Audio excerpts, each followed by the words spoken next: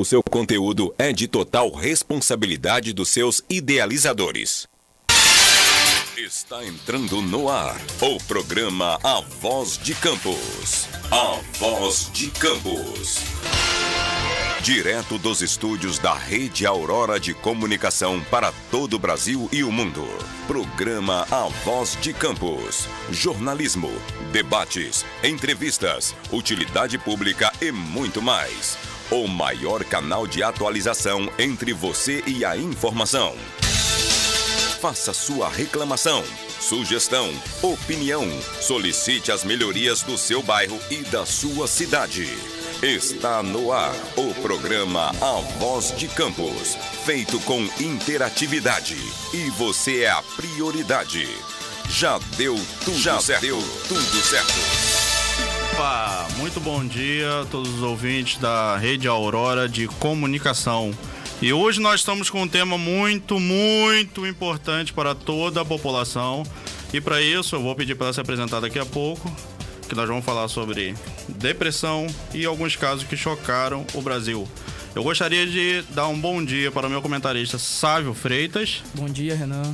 Bom dia, Raíssa. Bom dia a todos. E gostaria que a doutora Raíssa Nunes, psicóloga, se apresentasse.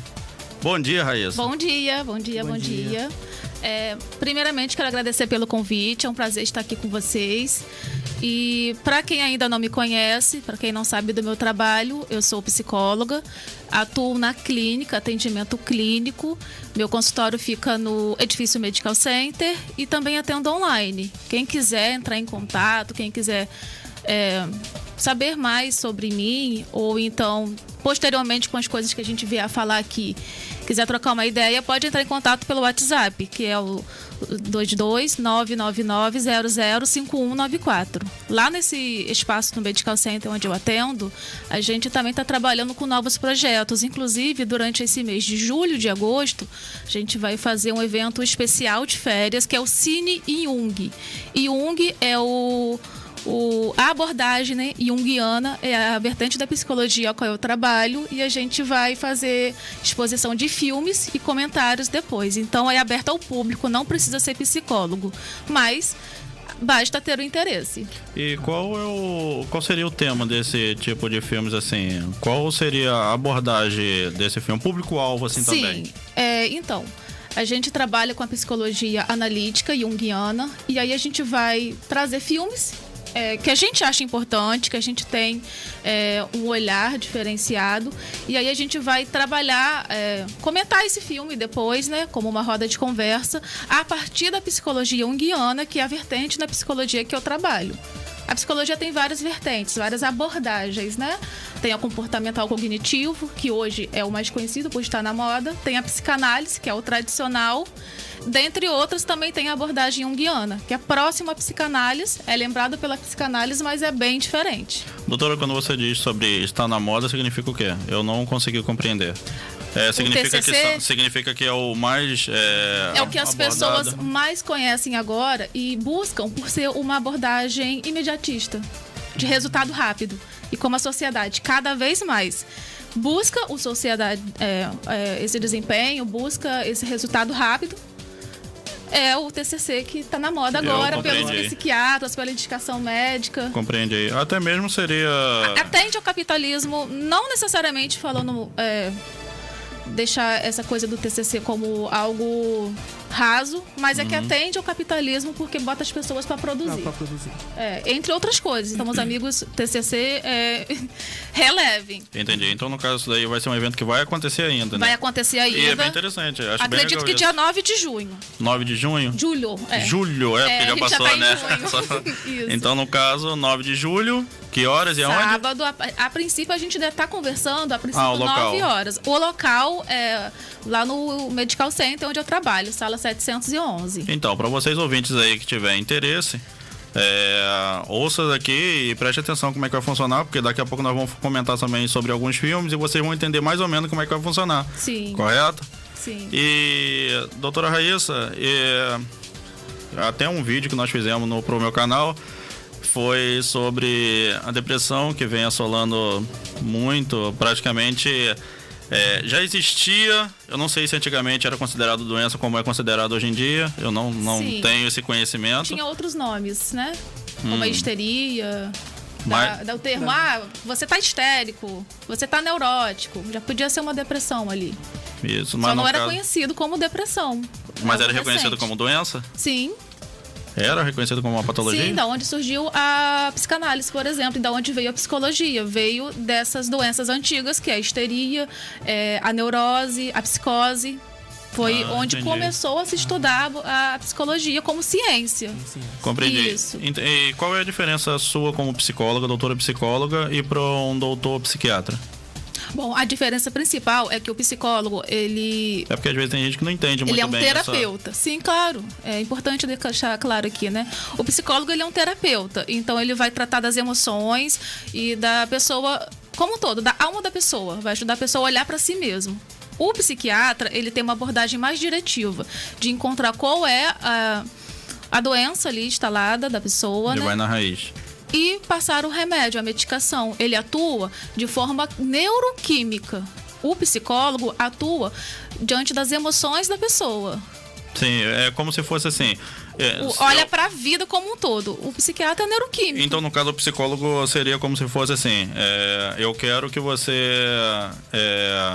enfrente os seus problemas e uma Isso. medicação seria o último caso, seria um caso bem extremo, assim dizendo? Sim. Por aí. Isso. O psicólogo vai receber o cliente e Sim. o cliente vai falar das questões, né? Que acontece e que levaram a pessoa a buscar o psicólogo. E ele vai avaliar até que ponto essa pessoa precisa de uma intervenção psiquiátrica, por já entender que ali é uma questão além do momento de vida, mas pode ser uma coisa puramente física, biológica, entendi. e vai indicar para o psiquiatra. A qualquer suspeita, entendi. indica ao psiquiatra. Por exemplo, na depressão.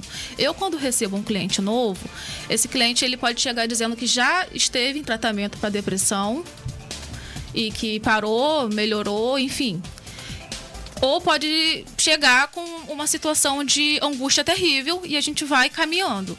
Eu caminho por 3 semanas. Se em 3 semanas eu e o meu cliente, a gente perceber que tá difícil de progredir, aí a gente conversa sobre a possibilidade do psiquiatra. Já teve alguma situação de algum cliente chegar e falar que não quer ir para Já, psiquiatra? já é comum.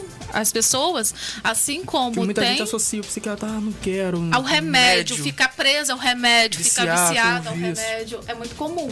Assim como tem pessoas que têm preconceito por não conhecer o trabalho da psicologia, existe a mesma coisa por não conhecer o trabalho do fármaco, né? Que é o que o psiquiatra traz. Então, E- até então, eu até queria justamente como você para mim seria perfeita para falar sobre esse tema da depressão, como a gente já fez um Sim. vídeo anteriormente. Já conheço vocês há muitos anos que a gente estudou Sim. junto. Então, Desde o ensino médio, né? Desde o ensino médio. Eu ainda tenho uma foto nossa da formatura daquela que você e Karine de um lado puxando minha Eu bochecha. tenho. É linda, tem que mostrar aqui. Não, deixa quieto. Olha, As eu quero pessoas essa vão foto. adorar. Só Jesus. Posso mandar. Então, o que acontece? Eu acho legal porque acontece. Eu mesmo, eu vou ser muito sincero pra você. Vou ser muito sincero. Eu sou um tipo de pessoa que preciso quebrar essa barreira. Então, o que acontece? Eu tô conversando com você e essa a sua conversa comigo, eu pretendo e eu sei que vou É pra você sair mesmo. daqui com uma barreira não só pra mim, Aham. mas pra outras pessoas também Sim. que têm certo tipo de eu não vou não. Desculpa o termo que eu vou falar, que eu sei que é um Aham. termo chulo, mas Mas tem gente é. que fala assim, ó, eu não sou doido. Sim. Mas todos somos. Então, não, Quem que nós não é somos. doido? Nós somos, mas eu não somos. falo. É bem normal escutar isso. Eu não sou doido, não vou. Não, eu não sou doido pra ficar procurando. Então Ou eu tem... não preciso, eu resolvo por mim Isso, mesmo, isso eu aí. consigo por mim Entendeu? mesmo. Mas é algo muito diferente. Então, o que acontece? Então, eu prefiro admitir, até mesmo, que eu não sou daquela história de um amigo meu, sabe? Um amigo do amigo Aham. meu. Eu não sigo esse paradigma, eu sou bem sincero. Isso é muito legal. Então, o que acontece? Eu passo por certos tipos de situações que às vezes a peteca cai um pouco. Mas mesmo assim Mas eu tenho quem que não? manter. Então, mas mesmo assim eu tenho que manter. Tem que manter. Tem que manter a marra. Aí seria legal também até esse tipo de bate-papo. Pra que manter a marra seria um pra questionamento, quebrar. né? É o muro que eu Se acabei você chegasse criando. no consultório, primeira coisa, mas pra quê? Você busca Procuraria entender. manter essa imagem, né? É uma coisa para você refletir para as pessoas também. Eu acabei criando um certo tipo de muro. Por quê? Porque por conta da gente as pessoas em si nos decepcionam. É por isso que a gente acaba vendo certos vídeos e fala assim: quanto mais eu conheço as pessoas, mais eu prefiro os animais. Entendeu? Então o que acontece? Por conta das pessoas, a gente acaba criando um muro emocional, assim dizendo, que fica difícil deixar a outra pessoa entrar. Mas, não sei Renan, se você conseguiu me compreender. Eu consegui entender. E veja bem, o que seria de você se não houvessem as pessoas? Sim, nós vivemos, nós vivemos na sociedade. Em relacionamento. E é através do relacionamento que a gente também se conhece. Porque a gente, ao estar aqui conversando, ou você em casa ou nas suas relações, você vai entrar em situações que, se não fosse uma pessoa, você não saberia nada sobre você em relação a isso. Meio que eu não criaria certa maturidade pra... Não teria o espelho.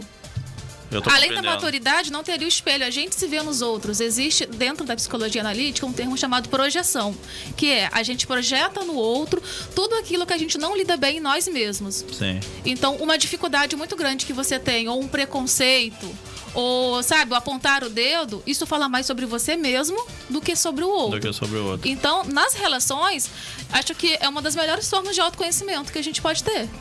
Então, no caso, seria, então, já que eu tô me vendo no outro, seria um caso, então, de eu me conhecer muito melhor, né? Claro. Como a gente se conheceria se não houvesse o outro? Seria só solidão. Loucura. E existem pesquisas, né? Tem um filme que eu sou péssima pra lembrar o nome de filme, mas eu adoro filme, então... Também sou viciado na próxima eu anoto os nomes. Mas tem um filme que faz um experimento de colocar uma pessoa sozinha numa câmara totalmente isolada e sem nenhum som. É isolamento acústico total. Por mais de 30 minutos, a pessoa tende a enlouquecer. Nossa. Porque ela começa a escutar os batimentos cardíacos, ela começa a escutar os próprios órgãos em trabalho, assim, funcionando, né? E isso leva à loucura. Por conta... Pela solidão, pelo isolamento e pelo silêncio. Imagina viver sozinho. Claro que a gente viver sozinho, sei lá, numa ilha paradisíaca, seria diferente. Algumas pessoas até sonham com isso. Eu já ouvi falar já sobre isso daí já, só que eu também entraria num termo um quadro bem depressivo também, né? Seria bom no começo, mas depois de um tempo, eu acho que depois de um tem tempo vários filmes, né? De pessoas que naufragam. Ou aquele que o cara ficou com a bola de futebol, chamando de Wilson. Isso. Veja, ele precisou criar uma pessoa. Isso mesmo. Uma imagem de alguém, refletir alguém. Eu compreendi. Porque o que acontece? Eu quis dizer no sentido de a gente acaba tomando tanta pancada, mas tanta pancada, que fica difícil a gente virar e falar assim, pode vir, mais uma. Claro. Ou coisa do tipo, entendeu? Sim. A gente acaba criando aquele muro emocional. Eu tô falando assim, por todos também. Porque eu conheço muita gente que acaba tendo esse tipo de segmento, entendeu? Sim. E eu acho bem interessante mas quem você nunca tá tirando. Também, né? É complicado, essas coisas assim, bem complicado. Vamos lá. E esse período também pandemia ou pandêmico, né? Pandemônico, né? Pandemônico geral. Pandemônico, porque eu vou falar com você. O que prejudicou tanta gente. Eu até cheguei a comentar numa pauta, não sei se você conseguiu acompanhar a semana passada. Sim, assisti alguns trechos. Então, eu cheguei até a comentar que você estaria aqui. E além de você, como você estaria aqui dando entrevista aqui, eu cheguei a comentar ainda que iria puxar uma pautazinha, não foi? Sim. Uma pauta da entrevista de semana passada. Que foi sobre o feminicídio. Eu assisti esse trecho. Então, aí até a gente chegou a comentar, por quê? Que acabou que, por conta do período de pandemia, as violências verbais, violências físicas, tudo isso cresceu de uma maneira gigantesca. Cresceu de uma maneira gigantesca. Até você fez aquele vídeo comigo, que a gente nem pôde gravar junto nem nada, por conta do período também de isolamento e afastamento também, né? Porque era um período que tava... a doença tava... E é legal você trazer como gancho a pandemia e o isolamento social diante do que a gente estava falando antes, que era justamente sobre as pessoas. E veja, quantas pessoas no isolamento ansiaram cada vez mais pelo contato humano. Muitos geraram transtornos, né? Muitas Alguns pessoas- chegaram à depressão, a uma Isso. crise de ansiedade pela falta do contato humano. Até pós-pandêmico também teve depressão, muita depressão, porque Aumentou mexeu, muito, infelizmente. porque mexeu muito no bolso, mexeu muito no financeiro do brasileiro. Muitas Isso pessoas daí- em crise, Muita. dificuldade Você de viu- alimentar Você viu a a quantidade, família. Isso aí. Você viu a quantidade de loja que fechou fechou. no centro Ontem eu da- fui ao centro e fiquei apavorada, porque fazia tempo que eu não ia. Eu sou daquela que compra as coisas pela internet. Eu adoro. Somos dois. Tá todo mundo. É. Aí eu, gente, Essa é a única loja que como não pode essa fechar, loja né? Pode fechou? se É a fechar. única A loja loja que não pode fechar. de roupa baratinha ali do lado da Verde Folha, no calçadão. Loja antiguérrima. Fechou. Tá fechado. Tá fechado. Entre outras, né? É muita loja que você vai parar pra ver E como é que estão essas famílias, né? As pessoas que trabalhavam ali. Porque você chegou Como é ao que ponto, tão porque você chegou trabalhando? ao ponto de quebrar, assim dizendo, é porque o negócio foi bem Não, crítico, foi assim crítico, dizendo, sim. entendeu? E é loja de anos e anos Sim, e anos, muitas. entendeu? É complicado essas coisas assim. Eu não, sinceramente, eu não conseguiria. Como é que eu posso dizer? Eu fui afetado, assim dizendo, Sim. mas não tanto quanto esse pessoal que. Inclusive, tinha você é empresa, enfermeiro, né? Sou. Então você viveu o contexto. De perto. Eu trabalhei perto. trabalhei na Beneficência. O caos, né? famoso 7º andar lá da UTI da Beneficência, lá que era Covid. E doía muita coisa. Então você vai saber falar mais sobre o contexto, né, da doença É, eu- pandêmico do que eu. Isso, Porque não. eu acompanhei de fora, eu acompanhei as pessoas que chegavam até mim. Não. Muitas, enfim, não puderam continuar por questões financeiras. Algumas a gente deu um jeito, né? Sim. E muitas chegaram por conta desse contexto pandêmico. Então, o meu contexto. Mas você acompanhou o adoecimento, Então, o meu né? contexto seria e no quesito da doença em si. Isso. O seu entraria no que a doença. efeito o efeito o que a efeito- doença causou sobre as pessoas. Isso aí. Entendeu? E- Porque eu vi uma cena assim, de cortar o coração. Hoje eu tô mais frio. Mas eu vi, era gente. Você acho que conversa precisou, por né? ver. Eu, E desenvolver uma olha, resiliência para lidar com a precisar, situação. porque o que acontece? Eu vi muita gente conversando com a família por chamada de vídeo e falando senha de banco. Sim. Eu te amo, Sim. eu vou sair daqui já já, fica tranquilo. Eu vivia tudo isso, mas não foi por uma questão de Covid.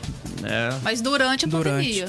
porque é complicado, porque eu vi aquela pessoa entrar de um jeito, ou às vezes entrava andando e Pois é. não saía. Não É saía. triste, É muito- foi é muito muito triste, triste é muito isso. triste. Eu Sim. senti isso na pele, não foi pelo Covid. Meu pai faleceu durante a quarentena, mas não foi de Covid. Mas eu acredito que se não houvesse o Covid, talvez a gente não perderia Não ele. perderia. Porque meu pai estava com câncer e sem querer ir ao hospital para não pegar, Não pegar COVID. o Covid. E daí, quando a gente descobriu, ele já estava tomado. No caso, então, dele, tinha tratamento ou estado terminal? Quando a gente ficou sabendo, né?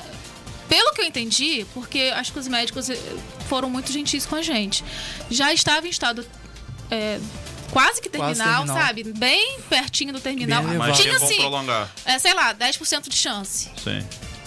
Mas a gente fez de tudo e não teve jeito. teve. Eu Em perdi. um ano a gente perdeu meu pai. Eu, minha família, né? Eu perdi, Perdemos o meu meu pai. foi bem antes da pandemia. Perdi, foi. Não, no caso, acho que 2 anos antes da pandemia. Eu perdi o meu, foi perto do ano novo. Foi basicamente no ano novo, né? Sim. Foi de AVC isquêmico. Entendeu? E eu sei como é que é esse buraco que você tá sentindo. Entendeu? Eu sei como é que é, porque eu quem tenho esse sabe, buraco. né? Só sabe quem Entendeu? sente, quem tem Entendeu? essa experiência de vida. É por conta dessas coisas que eu acabo. Muita coisa que aconteceu também, eu acabo. Peraí. Vem cá, operador, vem. Vem, operador.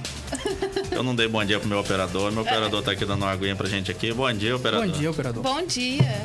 Tudo bom com o senhor? Obrigado, operador. O operador lembrou de comer hoje, operador? Porque semana passada você esqueceu de comer. É isso aí. Tô gostando de ver, operador. Só me lembrei de tirar o microfone. Germano já deu uma chamada já? Não? Ele que Isso viu, é pra daqui a pouco. Então, voltando aqui, acaba que eu sei o buraco que isso causa e é difícil.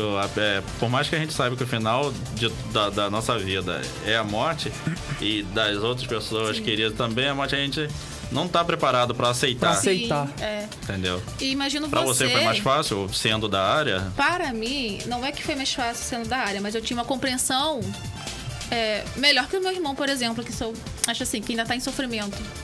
Porque, para mim, eu tenho um entendimento do sentido da morte, eu tenho um entendimento de que se apegar ao sofrimento, a dor, é só mais sofrimento. Eu sou do tipo de pessoa que... Me perdoa. Eu sou do tipo de pessoa que quanto mais eu tento esquecer, mais eu lembro que eu quero esquecer. Mas é eu sou isso, assim também. porque você Eu traz sou assim aquilo também. para o centro da sua vida. O querer esquecer é se atrelar àquela situação que você quer esquecer. Se você simplesmente desapega, deixa fluir, deixa rolar e vai viver a sua vida fazendo outras coisas, você tá focando a sua vida em outras coisas. Mas se você foca a sua vida, quero esquecer, Você acaba lembrando do que você quer tá esquecer. tudo ali o que você quer esquecer. Você tá trazendo isso à tona e talvez seja até uma forma de se relacionar com isso inconsciente. E nem todas as pessoas aceitam de uma maneira bem, assim dizendo. Tem gente que procura ajuda e tem gente que parte para as drogas, né? Isso. Muitas. Porque a droga ela tem essa função de entorpecer, né? Mas não resolve. Ela, é como também alguns medicamentos, né, da psiquiatria. Eles anestesiam, mas eles não resolvem. Só paralisa a situação. Você já chegou a pegar algum tipo de dependente químico, que é aquele que você fala assim, caramba, não vou conseguir, mas eu quero Dependente- tentar. Não nesse nível. Mas Na verdade, eu não me lembro de um dependente químico em droga, mas eu pego muitas situações de vício com a pornografia, transtornos alimentares, que são vícios também.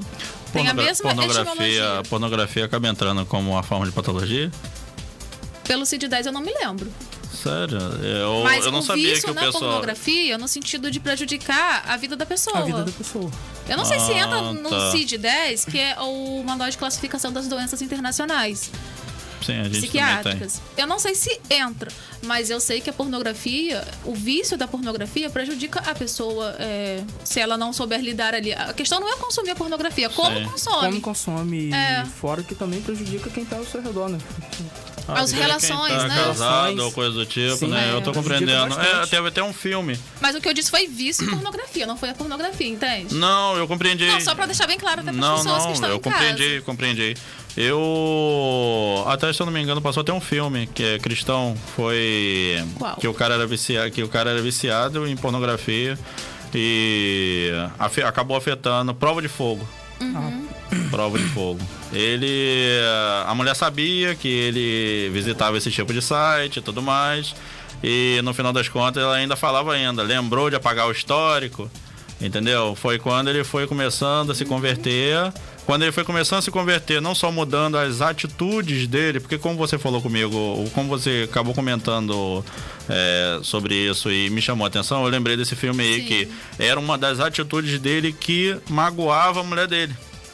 Entendeu? E ele precisou abrir mão de muita coisa, entendeu? Assim, que ele estava viciado, assim dizendo, porque eu não sei se você vai concordar comigo. Quando você faz daquilo um hábito, pra mim é um vício. É um vício.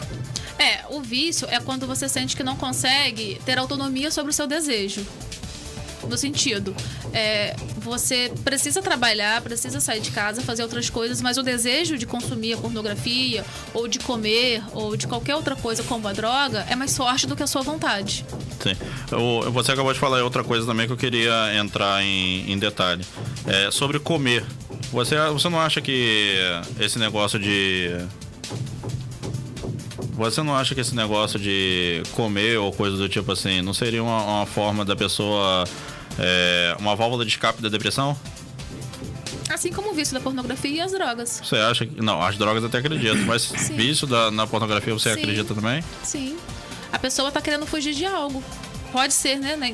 Eu gosto muito de não generalizar. Porque existem casos e casos. Sim. Mas acho que tanto na pornografia como nos transtornos alimentares, ainda mais nos transtornos alimentares, é uma fuga de si mesmo. A pessoa quer ir pra algo além dos próprios sentimentos do mundo interno. Tá Quer fugir um fugindo pouco ali. da Tá realidade. fugindo, Isso tá aí. entorpecendo. Compreendi. Sim. Porque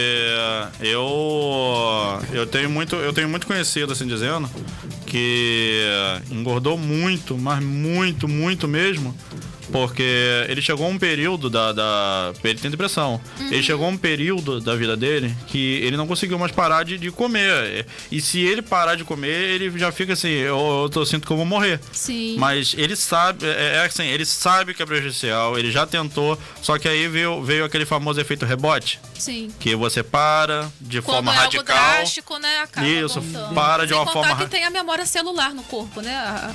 A gordura, às vezes a pessoa pensa que não, mas a gordura, ela traz um registro celular. Então, se seu corpo já teve determinado peso, aquela memória celular fica ali. E pra voltar é muito fácil. Isso aí, pra perder. Você deve saber complicado. melhor do que eu, até pela área da enfermagem, mas a questão celular é muito complicado, né? Falando de forma Sim, biológica. não, eu tô compreendendo. Mas veja só, em relação à depressão e os transtornos alimentares, o próprio hábito alimentar é um índice se a pessoa está com depressão ou não. Porque se a pessoa, do nada, passa a comer demais ou para de comer, isso está demonstrando que essa pessoa está com alguma questão ali emocional. O transtorno alimentar também serve pra pessoa que não quer comer e acabou? Sim. Na depressão, tem pessoas que simplesmente não sentem fome. Olha, que... Veja só, quando você está ansioso com algo, quando você está apreensivo com alguma coisa, Eu como. você come. Tem gente que não. Eu também como. Eu engordei mais de 10 quilos durante a pandemia Engordei com toda a 20 quilos. situação que aconteceu, que eu já contei pra vocês Entendi. aqui.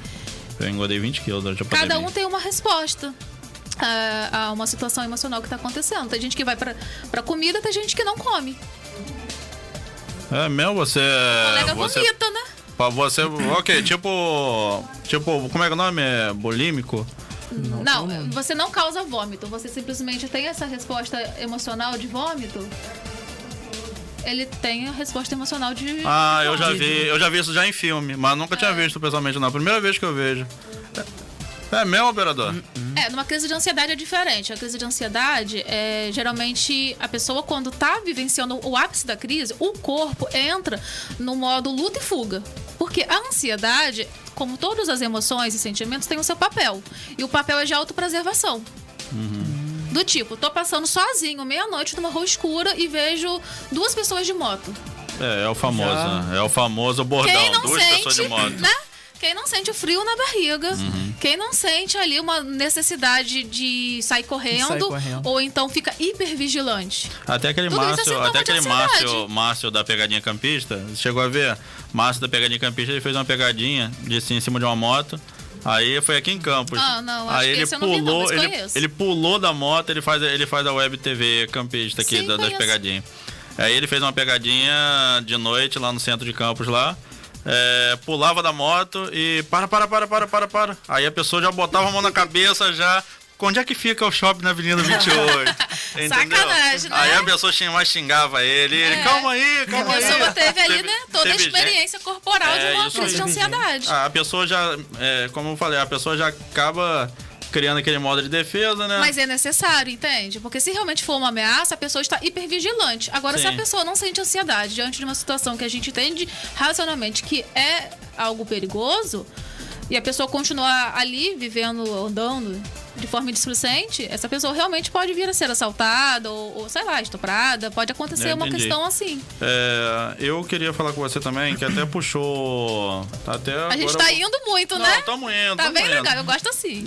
Bom quando rende esse tipo de bate-papo assim, porque é gostoso, que não é nada forçado, entendeu? Sim. Aí vai puxar, esse tipo de conversa vai puxar pra onde eu conversei com vocês pra gente assistir o filme Última Parada no 74. Sim. Porque acabou o Alê, né? O Alê, com a criação complicada.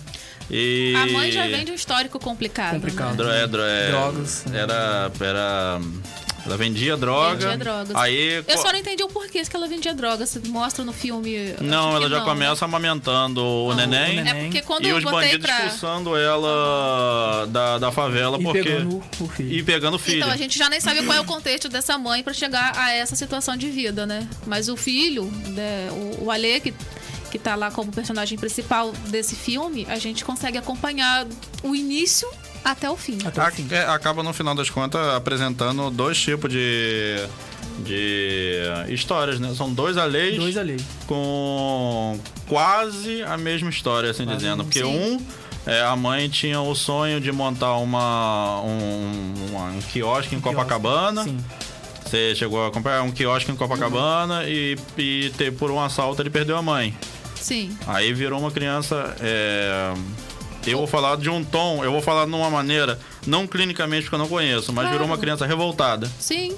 Entende? Foi morar com os tios, entendeu? Os tios... O tio não gostava muito dele. Isso aí, os tios já não gostavam muito dele, entendeu? Então isso aí só foi acumulando e servindo de impulso para ele ir para as drogas. Tanto é que quando ele usou a primeira vez, foi cola de sapateiro, não foi? Cola de sapateiro. Então, foi uma rota de fuga dele. Como é que eu queria saber de você? Do primeiro Alê. O que fugiu, o que foi pra Candelária, o que começou a cheirar cola pela primeira vez, eu queria saber de você. Como que você avaliaria isso? Pergunta complexa, né? Mas parece que no primeiro, o que vai pra Candelária, né? Então, sim. É a criação, é o estilo de vida, é o que foi apresentado pra ele. Por mais que no filme apresenta a imagem da tia, até então, né? Sim, como sim. uma figura de segurança. Mas ela não era tão protetora assim, por conta do padrasto. Sim. Não é isso? Isso aí. Então, tem uma cena que me pelo chocou. tio. Pelo tio, isso perdão. aí. Teve uma cena que me chocou, que ele não consegue dormir no sofá Sim, e vai até o quarto da tia. E aí a tia acorda, tenta ali. acorda o bebê, até o filho da tia acorda ele. Isso.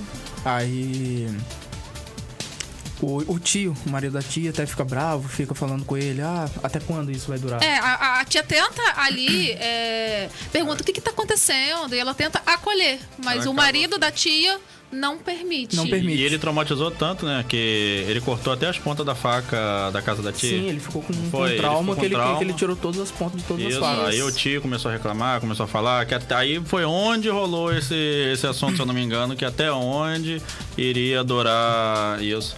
É uma coisa bem complicada, né? Que até ele criou certos tiques também, Sim, não foi? do Que copo, é aquele da unha. O copo, se quebrar o copo, tá ligado a porque alguém vai morrer. uma Isso aí. tragédia. Isso. Tanto é que no final do filme foi.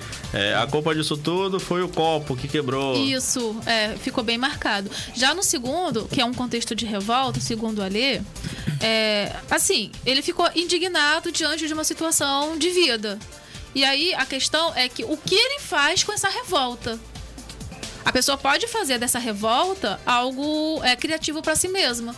No sentido da própria tia, que eu esqueci o nome, que cuidava dos meninos em situação de rua. No sentido de buscar um trabalho, melhorias para si mesmo e pensar, bom, eu não quero que outras pessoas passem por isso, então eu vou criar um projeto social. Sabe? Algo Uma bem ONG. simples pra gente entender. Vou criar uma ONG. Muitas pessoas que têm ONG, a grande maioria, não todas, que eu não gosto de relativizar, e nem é sempre assim, mas muita gente teve um histórico, sei lá, de violência na vida, ou um pai, uma mãe, tem a ver, né? Vem desse lugar. Sim. No caso dele, ele foi para a vingança, para a revolta no sentido de vingança, de ir de encontro a tudo aquilo que foi o que causou revolta nele. Uhum. Então, é algo autodestrutivo, é uma autossabotagem. No caso, então, ele fez Ele se revolta meio com o sistema e vai para o sistema. Ele meio que entrou num caminho. Ele entrou num caminho que ele sabia que não ia ter volta. Eu acho que ele talvez não tenha enxergado possibilidades de não ter volta. De vida para ir para um caminho, digamos que de paz. Ele vai para o caminho do conflito, da guerra, do ódio. Compreendi. E se você perceber, durante o filme, a mãe dele era aquela que era usuária. Sim. E tudo mais, vendia e foi expulsa da favela. E se você perceber, durante o filme, ela acabou se convertendo. Se convertendo. Sim. Foi uma forma, como é que eu posso dizer? Dela... Procurar uma melhora. Isso, como se fosse tipo uma forma de eu vou me curar seguindo o caminho de Jesus. Tanto é que ela não largou a fé dela, assim dizendo, pra voltar. Nunca deixou de procurar o filho. E nunca deixou de procurar o filho também, ter fé de procurar o filho, coisa do tipo assim, entendeu? Já o outro lado foi lá e procurou abrigo, né, no caso, nas drogas. Sim. E isso daí prejudicou muito. Tá? Até quando ela, se você lembra, quando ela trouxe ele pra dentro de casa. Sim. Você viu o que ele acabou fazendo? Tem uma cena que ele chega da rua, tinha assaltado algumas pessoas, e a mãe, em casa, passou a noite acordada esperando por ele. Você se lembra? Sim. Eu lembro que ele chegou a assaltar as garotas de programa e o policial deu um pau nele. Isso, deu uma surra acho que é nele. essa cena. Ele voltou com a testa toda arrebentada. Isso, e aí a mãe, saindo pra trabalhar pela manhã, pergunta: meu filho, o que aconteceu? Tava assaltando? Eu não quero filho assaltante. Isso. Eu não aceito filho assaltante. E aí, a partir dessa cena, acho que é nesse contexto que ele resolve sair de casa, porque ele, não sei, talvez tenha entendido que ele não consegue deixar de ser assaltante. Não viu possibilidade. Ou será que ele não entendeu que, assim como desde criança, ele sentiu que ele estava incomodando e se retirou totalmente revoltado? Pode ser, como porque foi quando com a tia também, a tia Lídia, então, né? isso, porque a tia também tem a cruz da espada. Porque a tia queria ajudar, mas o tio já tava sem paciência, não tava Ele entendendo viu, o talvez lado ele do viu Eu também ali falei que da tava tia da incomodando. ONG, no momento em que ele pede ajuda pra gravar um CD de rap. Isso, que E ele não ela sabe nem diz: ler, olha, nem mas escrever. não é assim, não é tão simples. Ele Mas a sentiu. gente contextualizou as pessoas de que filme a gente tá falando, de que história? Não me lembro, acho que Da não. última parada no 74, Então, mas que do Ale fala- que foi pra Candelária. Mas é a história que fala sobre uma questão que aconteceu no Rio de Janeiro. Sim, Entre na Praça 15, lá na os Candelária. anos de 2000, se eu não me engano, lá na Praça da Candelária, em que um jovem sequestra ônibus. pessoa, mantém um ônibus refém. Isso. E justamente E acaba- o ônibus é da linha Copacabana 174. 174. Isso. Por isso que o filme, Última Sim. Parada 174. E aí ele acaba matando uma das vítimas numa situação ali mal sucedida, talvez, da polícia, eu não sei, porque... Eu achei que foi falta de... Falta Sim, foi de porque... senso. porque Isso é uma eu crítica achei- minha, né? Eu achei... Não, mas assim, mesmo... eu não sei se você pensa no mesmo segmento político que o meu, mas mesmo eu tendo um segmento político, eu não passo a mão por cima da cabeça. Sim. Eu vejo o que é certo e critico, e vejo o que é errado e critico, não interessa a bandeira. Sim. Entendeu? Então eu achei que foi muita falta de profissionalismo e de Foi. preparo Falta de da preparo. polícia. Falta de preparo, Porque- assim, parece muito clara a falta de Sim, preparo, a falta né? de Porque, preparo. porque assim, eu não tô tentando entender o lado dele, mas nós vimos no filme Na verdade, que... eu tô. Não, eu não tô querendo dizer, não, mas é um coitado. Eu não tô querendo dizer Não isso. nesse sentido. Eu só tô querendo Mas dizer... querer entender uma coisa. Não, eu agora. tô querendo entender o que eu tô falando no sentido ele não entrou ali oferecendo ameaça, não entrou. Ele entrou de cabeça baixa, o outro cara se assustou com a arma Porque que ele tava na ele cintura dormiu e achou que ia ter assalto ali. Ele ficou nervoso, aí ele lembrou do copo que quebrou e tudo isso Ele aí ficou mexeu com nervoso a quando a cabeça polícia dele. entrou, porque daí essa pessoa que vê ele armado, é um dos passageiros, desce do ônibus, Desce do ônibus. vai até o próximo a viatura de viatura polícia e e fala: avisa. olha, naquele ônibus 174, é isso, né? Naquele ano tem um sujeito Tem um armado. sujeito armado. A polícia aborda o ônibus e quando o Ale vê a situação da polícia ali, vê a situação de estar encurralado, ele Se desespera. se desespera. desespera, ele entra em crise. Isso. Ali foi um desespero total, foi um surto, na verdade, Isso, né? porque em nenhum momento ele tava... por mais que ele tava ali com a arma e a gente da sociedade acaba tendo um certo tipo de medo, porque ele já tinha cara já de E foi depois que ele saiu da casa da tia da ONG, se eu não me engano, que ele pega Sim, esse ônibus. Então, assim, Eu acho que ele não. já tava. Eu acho que não. Não, foi depois que ele foi pegar o dinheiro do pastor, Sim, Isso. isso que ele saiu com a bolsa do dinheiro das E pegou, ofertas. a arma, Então. e pegou a arma do pastor. E Melhor pegou a você arma, ter isso aí. lembrado, porque me parece que ele já entrou em surto quando a tia da ONG não Não conseguiu queria dar dinheiro a ele pras drogas. dar dinheiro Porque para as drogas até e ele falou nem. assim, e nem quando eu for ajudar ele. famoso, Mas ia ajudar aparecendo... pra criar. Ele queria ajuda pra criar um CD. E a tia das drogas disse: olha, não é assim. A tia da ONG, perdão. Não é assim, tem que estudar primeiro, Primeiro tem tem todo que um saber ler e caminho. escrever. Então E ali. ela queria ajudar ele. É a segunda frustração. A primeira foi com a mãe, que disse que não queria filho assaltante. Aí ele vai pra tia da ONG e ela não atende à solicitação imediata dele. Então daí ele já está em crise, eu acho que é ali, na tia da ONG, e vai lá pra casa da mãe pra roubar o dinheiro e toda aquela situação com... No caso, vai pra igreja do pastor. Ele Ali sobe. era a igreja ou era Ali a era a casa? igreja. A Ah, eu igreja é pensei que embaixo. era a Não, casa. quando o pastor não aceitou que a mãe botou o filho dentro da casa dela, ele... Operador, você consegue falar com ele pra poder diminuir um pouquinho o barulho, por favor? Só pra poder diminuir um pouquinho só o barulho. Quando ele chegou a comentar, quando o pastor não aceitou que a mãe botou um moleque qualquer dentro de casa, sem conhecer, Que sem já saber tinha da sido história. preso. Isso aí, porque ela foi visitar ele na cadeia e tudo mais. Isso. Tinha, se eu não me engano, tinha até feito propósito e tudo mais. Ele saiu de casa. Que tanto ele foi agredir o pastor, que o pastor chegou a pegar a mãe pelo braço e falou assim, você é minha mulher. Aí ele foi agredir o pastor e o pastor foi e saiu de casa, foi pra casa dele. E embaixo era a igreja e em cima era a casa dele. Tanto é que quando ele ele saiu da casa decepcionado com a mãe, porque a mãe foi, deu uma chamada nele, ele foi, subiu e roubou a bolsa e com o dinheiro da oferta da igreja, entendeu? E a arma. Entendeu? Aí ele pega Tanto essa é que ele tentou arma, trocar, vai à favela pra tentar trocar. Ele troca o dinheiro em droga, tenta trocar a arma, não consegue. E é depois disso tudo, que pra mim ele já estava em surto psicológico, né? Que ele vai pro ônibus e acontece a situação toda, que é o que as pessoas viram lá em 2000, foi real, né? Do sequestro. Lembrando que foi história verídica. O sequestro pareceu assim mais um outro mecanismo de defesa, uma forma de se proteger do que fazer mal a alguém. Do que fazer mal a alguém. Tanto é que ele queria sair vivo dali. Isso aí, tanto é que e ele sabia que, de acordo com como a polícia agia antigamente, ele não iria sair ileso dali. Tanto é que a história que a gente sabe, né? É que ele entrou vivo no camburão. Ele entrou vivo e foi asfixiado pelos policiais e saiu morto. Sim. Entendeu? Aí, tanto é que se você percebe que ele não queria fazer mal para as pessoas lá dentro, assim dizendo, ele estava mais em desespero. Quando ele pegou o menino que era da faculdade, mandou ele dirigir. Mandou ele dirigir, ele não sabia dirigir. Então vai embora. Então vai embora, vai estudar, vai pra escola. Vai pra escola, você tá atrasado. É, isso aí. Porque esse ônibus tinha saído da PUC. Eu acho que ele tava indo ou saindo da PUC. Então, assim, tinha estudantes. A outra moça também, a loura, não sei se tinha a ver com a PUC, mas também era uma estagiária. Sim, tinha uma senhora também que ele deixou descer, que até a outra mulher tentou fingir que era filha. Era filha, entendeu? Aí a senhora foi fazer, obrigado, minha filha.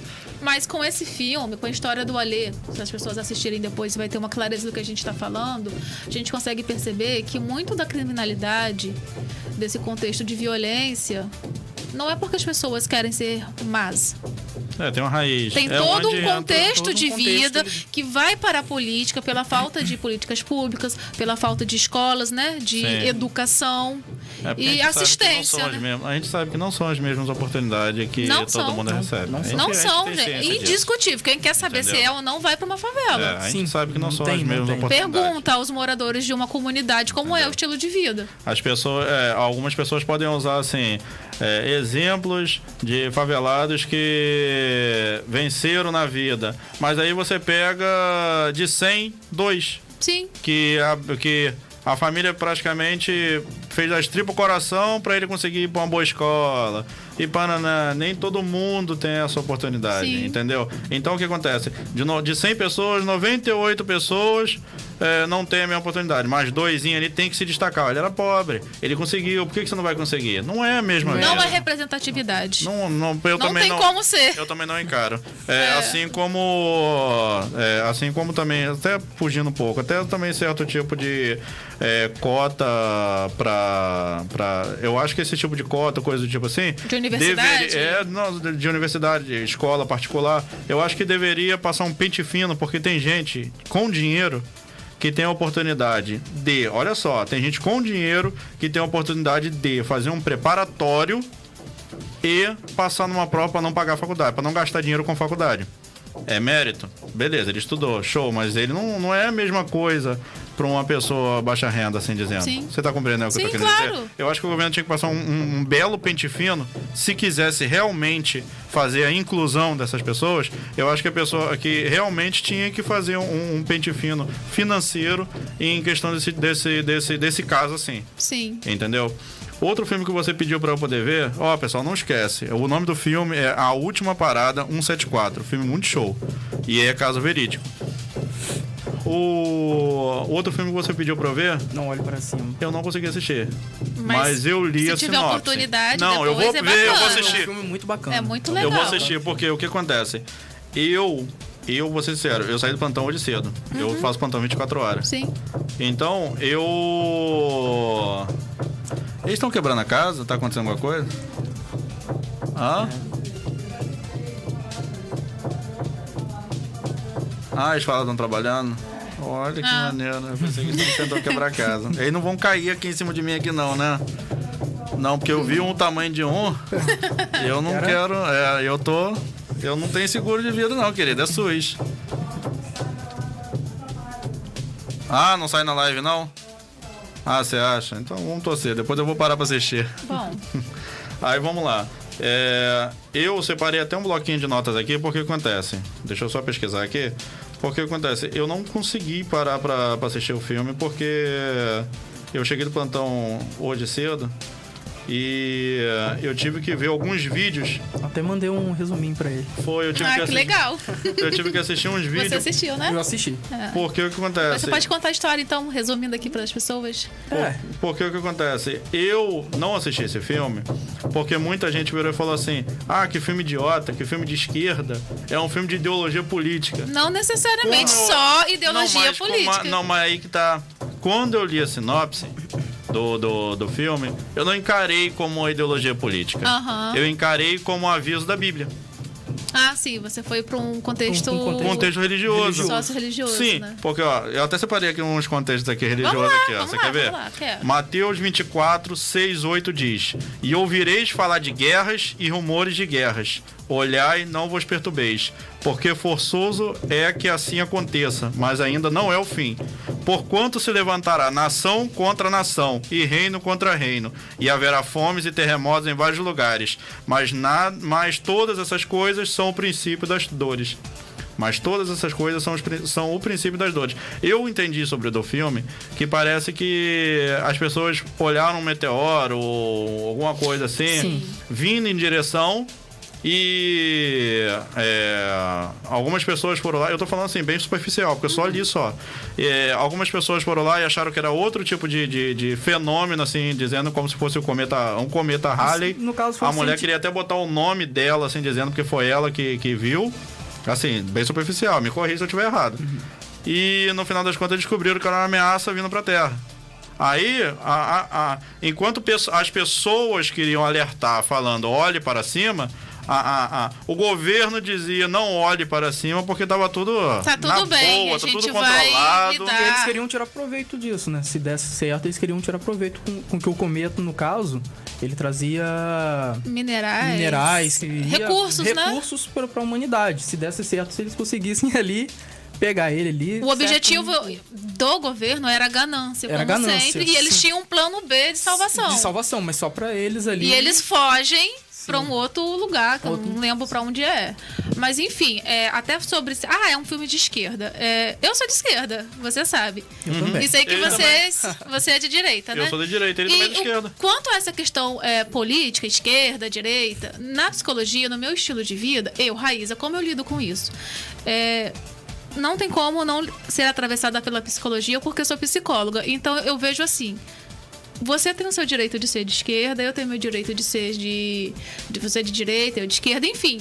A questão é através do esquerda e do direita que se entra em um suposto conflito, e a partir desse conflito, da troca de ideias e da conversa, e até mesmo do conflito pesado em si, que pode surgir algo novo. Por exemplo, não é ficar na esquerda e na direita, mas solução. É o diálogo, a gente conversando, você falando sobre a sua visão de mundo, eu falando sobre a minha, e sendo visões bem diferentes, é esse conflito e essa troca que pode gerar algo novo. Como eu falei com ele, isso gera um crescimento, até cheguei a comentar aqui e comento de novo. Quando a gente fechou para poder fazer essa parceria, assim dizendo, eu não queria alguém que concordasse com tudo que eu falasse. Eu queria alguém que tivesse um pensamento diferente que o meu, porque ele é de esquerda. Sim. E é meu irmão. Agora veja. Eu amo demais, eu sou da direita. Só que eu cheguei a um período, não é que eu cheguei a um período. Como é que pode dizer? Eu não sou um cara... Eu não vou falar idiota, eu não sou extremista. Sim. Eu não perco a amizade por conta disso. Eu não acho... adianta. Eu cheguei a um ponto, me perdoa. Eu cheguei a um ponto que eu sou Brasil. Eu não sou política. Sim. Se você me der argumentos e eu ver que esses argumentos estão sendo comprovados, que um governo de esquerda ou centrão está fazendo a melhoria para o Brasil, eu sou isso. Porque eu quero a melhoria do meu povo. Você tá entendendo? Você tá indo para um lugar diferente, além, né? Que bom pra você. Não, isso mas se eu tô chama falando maturidade. até maturidade das pessoas que ficam em conflito, que deixam de se relacionar com alguém pela oposição política. Eu acho muita hipocrisia e critico muito até as pessoas de esquerda no meu meio acadêmico. Porque falam mal do partido de direita, achando que tem a verdade em ser de esquerda. Eu acho que ninguém tem a verdade de nada. Não. Ninguém tem essa presunção. E os partidos, as pessoas, né, de esquerda que criticam veementemente os de direita, acho que tem que olhar para si também, porque a questão é o respeito ao próximo, respeitar que o próximo tenha liberdade de escolher o que quiser. Sim. E da onde é que a gente pode assumir que nós temos a única verdade?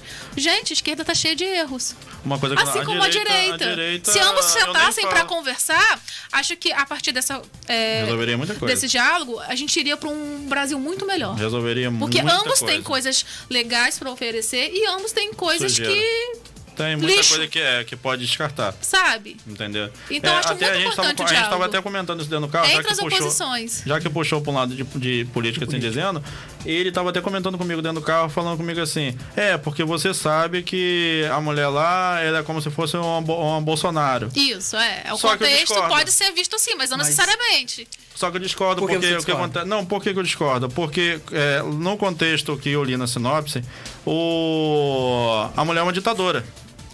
Bolsonaro não é um ditador. Eu vou te falar, escuta, ele não é um ditador. Qualquer presidente que entrar ali, esquerda ou direita, ele vai ter uma cabeça de que ele quer fazer do jeito dele que vai dar certo. Esquerda, centro, direita. Só que o que impede dele ser um ditador, assim dizendo, são oposições e a opinião de outros parlamentares. Sim. Entendeu? O Brasil, por exemplo, o Brasil nunca teve ditadora. O Brasil não teve ditadura, o Brasil teve regime militar. Sim. Entendeu? Que, na minha opinião, assim, prejudicou e resolveu, mas, assim, ainda bem que a gente tem a democracia. Ao presidente é o como ele se apresenta para as pessoas. Ele não sabe a imagem que ele traz para as pessoas de uma pessoa que declara ser homofóbica e fala sobre a questão do LGBT com termos chulos, a questão de como ele trata a mulher e como ele fala da mulher como um sexo inferior. Então, essa imagem que a gente tem do presidente, né? Eu não acho que seja uma imagem legal pra gente... representante de país. Colocar como... Tanto é que tem aí vários países que não querem se relacionar com o presidente, né?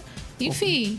Por causa dessa postura dele. Por causa dessa postura. Então, a minha maior crítica em relação ao presidente é a pessoa Jair Bolsonaro. O como ele se apresenta e o que ele traz de exemplo para as pessoas aqui, né? Para as crianças, para o Brasil. A imagem que ele representa do Brasil. Eu digo você que eu não sou cegamente. Eu não digo você que eu não sou cegamente. Porque se aparecer algum outro tipo de político que, como eu falei, tenha ideias e não tenha um passado negro, assim dizendo, porque a hora quem veio se reeleger foi o Fernando Collor de Mello falando que ele vai ser a solução do Brasil. Tá de brincadeira, né? Primeiro presidente a ser o Brasil não vai ter solução pelo presidente. O Brasil vai ter solução pela postura das pessoas.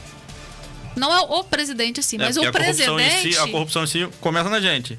Toma R$50 aqui pra poder... Mas o presidente representa o coletivo brasileiro. Então, o que as pessoas brasileiras estão pensando? O que as pessoas brasileiras estão apoiando? Estão apoiando uma pessoa como a figura do Jair Bolsonaro. Messias Bolsonaro. Até intitularam ele como o Messias. Eu também acho muito extremista. Então, isso de colocar, e é o que eu até conversei com o Renan no privado sobre esse filme Os Olhos que Condenam. Ele resumiu a história. A história é de um grupo de cientistas que olha para cima, porque eles são pesquisadores de alguma coisa do universo e veem que tem um cometa gigantesco vindo até o mundo. E que tem proporção de acabar com tudo, extinguir a vida humana. Sim. Daí eles procuram passar essa informação para as autoridades, para políticos, né? E ali que poderiam fazer alguma coisa. Só que essas pessoas não estão interessadas. Porque veio o que o Sávio disse da possibilidade de riqueza com esse cometa, que é uma grande ameaça. Então acaba não avisando. Aí deixa só tudo bem, me perdoa. Contar aqui a história. Aí esse grupo de cientistas vai para as mídias, vai para a televisão, para os canais de comunicação, para passar é a passar situação mensagem. do ponto de vista deles. Olha, somos cientistas, pesquisadores e vimos isso. O mundo pode acabar, temos que fazer alguma coisa. A maioria das pessoas não estão nem aí, dão risada, Tanto menosprezam, que eles viraram até meme. viraram piada, chacota. piada. E com isso, eu quero dizer que são essas pessoas que elegeram os governantes. Então tá tudo alinhado. Entende? Até porque a mídia também é comprada. Ela joga o que... Isso. Não joga isso não. Vai amedrontar a população. Sim. Tá tudo tranquilo. Mas pelo que eu me engano no filme, a mídia passa ali o que eles estão falando. Passa, mas só que passa como se eles fossem uma piada. É. Os cientistas são uma E as piada. pessoas entendi. levam ali a situação como algo não ameaçador, porque os governantes estão dizendo que não é ameaçador e fazem campanhas e fazem várias... como que fala? Tipo manifestação ou coisa do tipo assim? Reúne pessoas em pracinhas para falar sobre, Sim, tipo comício. Sim, uma sim. campanha ali. né? Campanha, esqueci o termo. Pra falar que tava tudo ok. Pra falar que tá tudo tranquilo, bem, tá tudo sob controle, só que não estava. Não estava. E aí, o que eu critico nesse filme, o que esse filme evidencia, além dessa questão política, porque também, pelo que eu entendi, ele foi feito para essa questão política no meio da pandemia do coronavírus, onde as pessoas não queriam se vacinar. Então é um filme que ele veio para falar do negacionismo. Negacionista. Mas eu vejo por várias vertentes. E eu vejo a vertente do quanto as pessoas estão cegas, o quanto as pessoas não conseguem refletir por si mesmas e terceirizam a própria vida e questões sérias para outra pessoa. Eu, politicamente falando, em questão do corona, eu acredito que... Assim, até o próprio jornal já mostrou isso, que a doença foi criada como um meio comercial. Talvez, não sei. Porque tudo quanto é cagada que acontece vem da China. A gripe do frango, a gripe Sim, suína. sim, isso é e fato. por incrível que pareça, eles têm a doença e a cura. Eu ouvi isso, se é ou não sei. Então, é isso aí que... Aí acaba que quando você para pra ouvir um negócio desse, você acaba meio que concordando. Aí acaba criando um certo tipo também de conflito. Para as pessoas começar a botar pilha e pressão nos governantes. Então, na hora da China começar a pagar pelo Mas veja, erro que tá dando no mundo. Eu tô olhando para as pessoas, para o coletivo. Você tá olhando para onde veio. O que eu tô dizendo, que é aqui o ponto que precisa ser...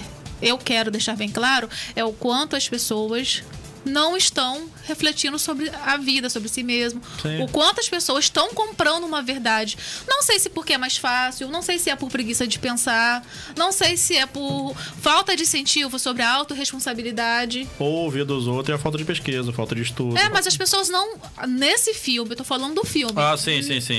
Também tem a ver com a vida real, mas no filme deixa muito claro que as pessoas não se preocupam em saber se aquilo é fake news ou não. A pessoa simplesmente compra a verdade porque entende que ali é alguém que é confiável. Como acontece muito também, Renan, em igrejas, né? No mundo religioso. Tanto o pastor como o padre, sabe? Um líder religioso. Tem pessoas que escutam tudo que o líder religioso está falando ali sem nem saber Se é verdade. Não se é busca verdade ou não, fundamento. sem Não buscar busca um fundamento bíblico, se eu tô falando de um Não contexto não- religioso. Não estuda aquilo ali pra saber Só se... compra a verdade, ponto. E daí a gente vê, existem vários filmes que falam sobre o quanto isso é prejudicial para as pessoas. Sim. Sobre o quanto pessoas de má fé podem se beneficiar e arrebentar com a vida de várias pessoas. O filme, então, no caso, então, é como se fosse... É uma ficção puxada pro lado verídico, assim dizendo. É uma não ficção construída para alertar a algo verídico que está acontecendo na atualidade. Eu vou parar pra assistir esse filme. Tem Eu vou até uma parar. criticazinha Eu não também consegui ter sobre a tecnologia também, né? No Isso. filme. Aborda um Fala aí. pouquinho. Quero até Aborda ouvir. um pouquinho também sobre a tecnologia. Até, tipo assim, vamos dizer, criticando um pouco o Elon Musk até. Isso. a gente Porque é conversou também. ele que faz a nave de fuga, né? Sim. Então, assim, Aí ele comentou comigo dentro do carro, foi mesmo, negócio de Que nada. até você pegou e falou que É viu só também pra a ele. parte do... Steve Jobs. Sim. Alguma coisa assim do Steve Jobs. Um negócio desse, assim, que eu vi, mas como eu falei, eu não vi o filme. Eu não sei se tem, porque eu vi pedaços de pessoas falando Mas pra eu assiste, conseguir, e quem pra tá eu em casa conseguir também enxugar. assiste. É muito bom. Pra eu conseguir enxugar. Qual é o nome do filme? não olhe para cima. É o Ou nome seja, do não filme olhe, gente. Na Fique- Netflix. É. Olha só como é representativo esse título. Não olhe para cima. Ou seja, não olhe o horizonte. Isso. Não busque nada novo. É Fique como a pessoa aqui. ficar presa. Isso. Fique A aqui. viseira. Ficar Na aquela sua viseira. Olhe só para o que a gente quer que você veja. Eu tô entendendo. Raíssa, eu esqueci Ah, e nós vamos fazer. O quê? Operador, Vamos mandar bom dia pro pessoal que tá... Tem bastante comentários. Vamos mandar bom dia pro pessoal. Átila S. Barbosa, bom dia, Renan. Bom dia, Átila, um grande abraço. Bruna Rodrigues, bom dia, maninho. Bom dia, Bruna. Bom dia a todos. Átila S. Barbosa, bom dia, Sávio. Bom dia. Manda um alô pra Campo Limpo. Aí, manda. Alô, Campo Limpo. Aí, ó. Cristiana Pérez Araújo, bom dia, Raíssa e Sávio. Bom dia, Cristiana. Júlia Marconi Maia, bom dia, Raíssa e Sávio. Bom dia, Júlia. Aí é com você também? É. Patrick Ferreira, meu grande amigo. Bom dia, Patrick. Tamo junto, hein? Amaro Júnior, pastor da van. Bom dia a todos os ouvintes e a mesa e o amigo apresentador Renan, um bom profissional. Tamo junto, Amaro. Pastor da van aí, hein? Pastor da van, queremos você aqui, hein? Michele de Souza, minha tia. Bom dia, Renan. Vamos lá. Angélica Barreto, bom dia, bancada. Marcelo Mota, bola, meu amigo Renan Azevedo. Um abraço e um beijo pra todo mundo. Alô, Campo Limpo, queremos você aqui, hein? Vamos lá. Até interessante, cortando você. Não, pode falar. Tem como só aumentar um pouquinho? Tem sim. A Júlia, né? Tá frio. Mas enfim. Ela tem consultas com você, né? Sim. Uma grande amiga. É uma pessoa que passou por bastante coisas, né? Eu não posso falar sobre o que ela passou por uma questão ética, mas você pode.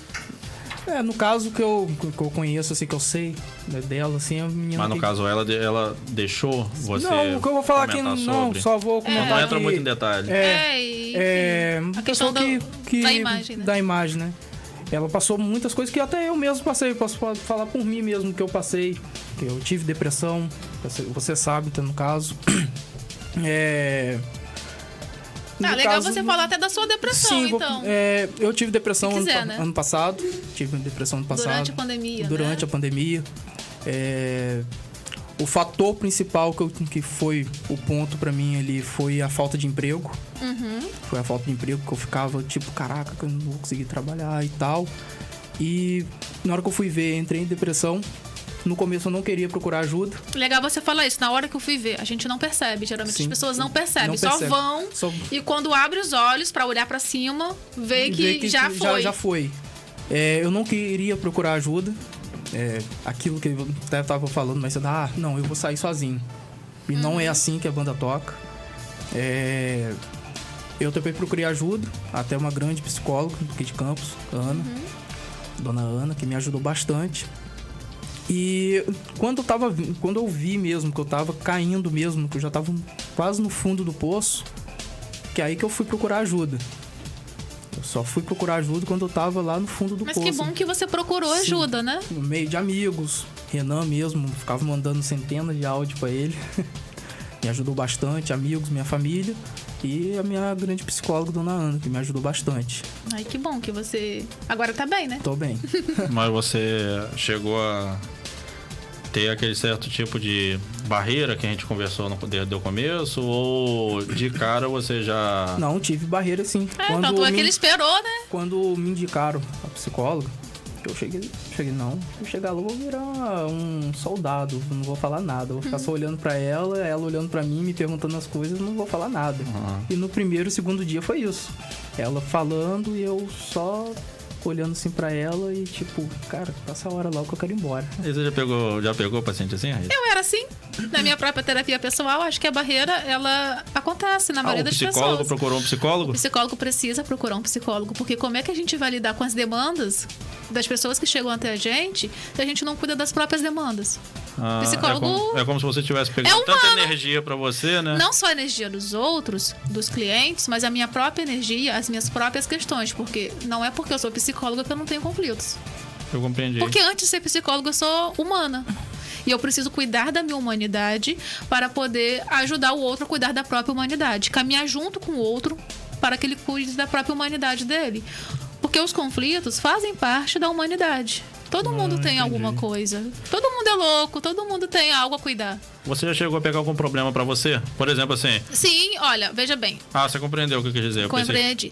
Inclusive, é muito legal que quando a gente está no SPA, que é no setor de estágio da faculdade, os professores falam e realmente acontece. Vem o cliente, que a gente não sabe quem é, e traz aquilo que é uma questão para mim.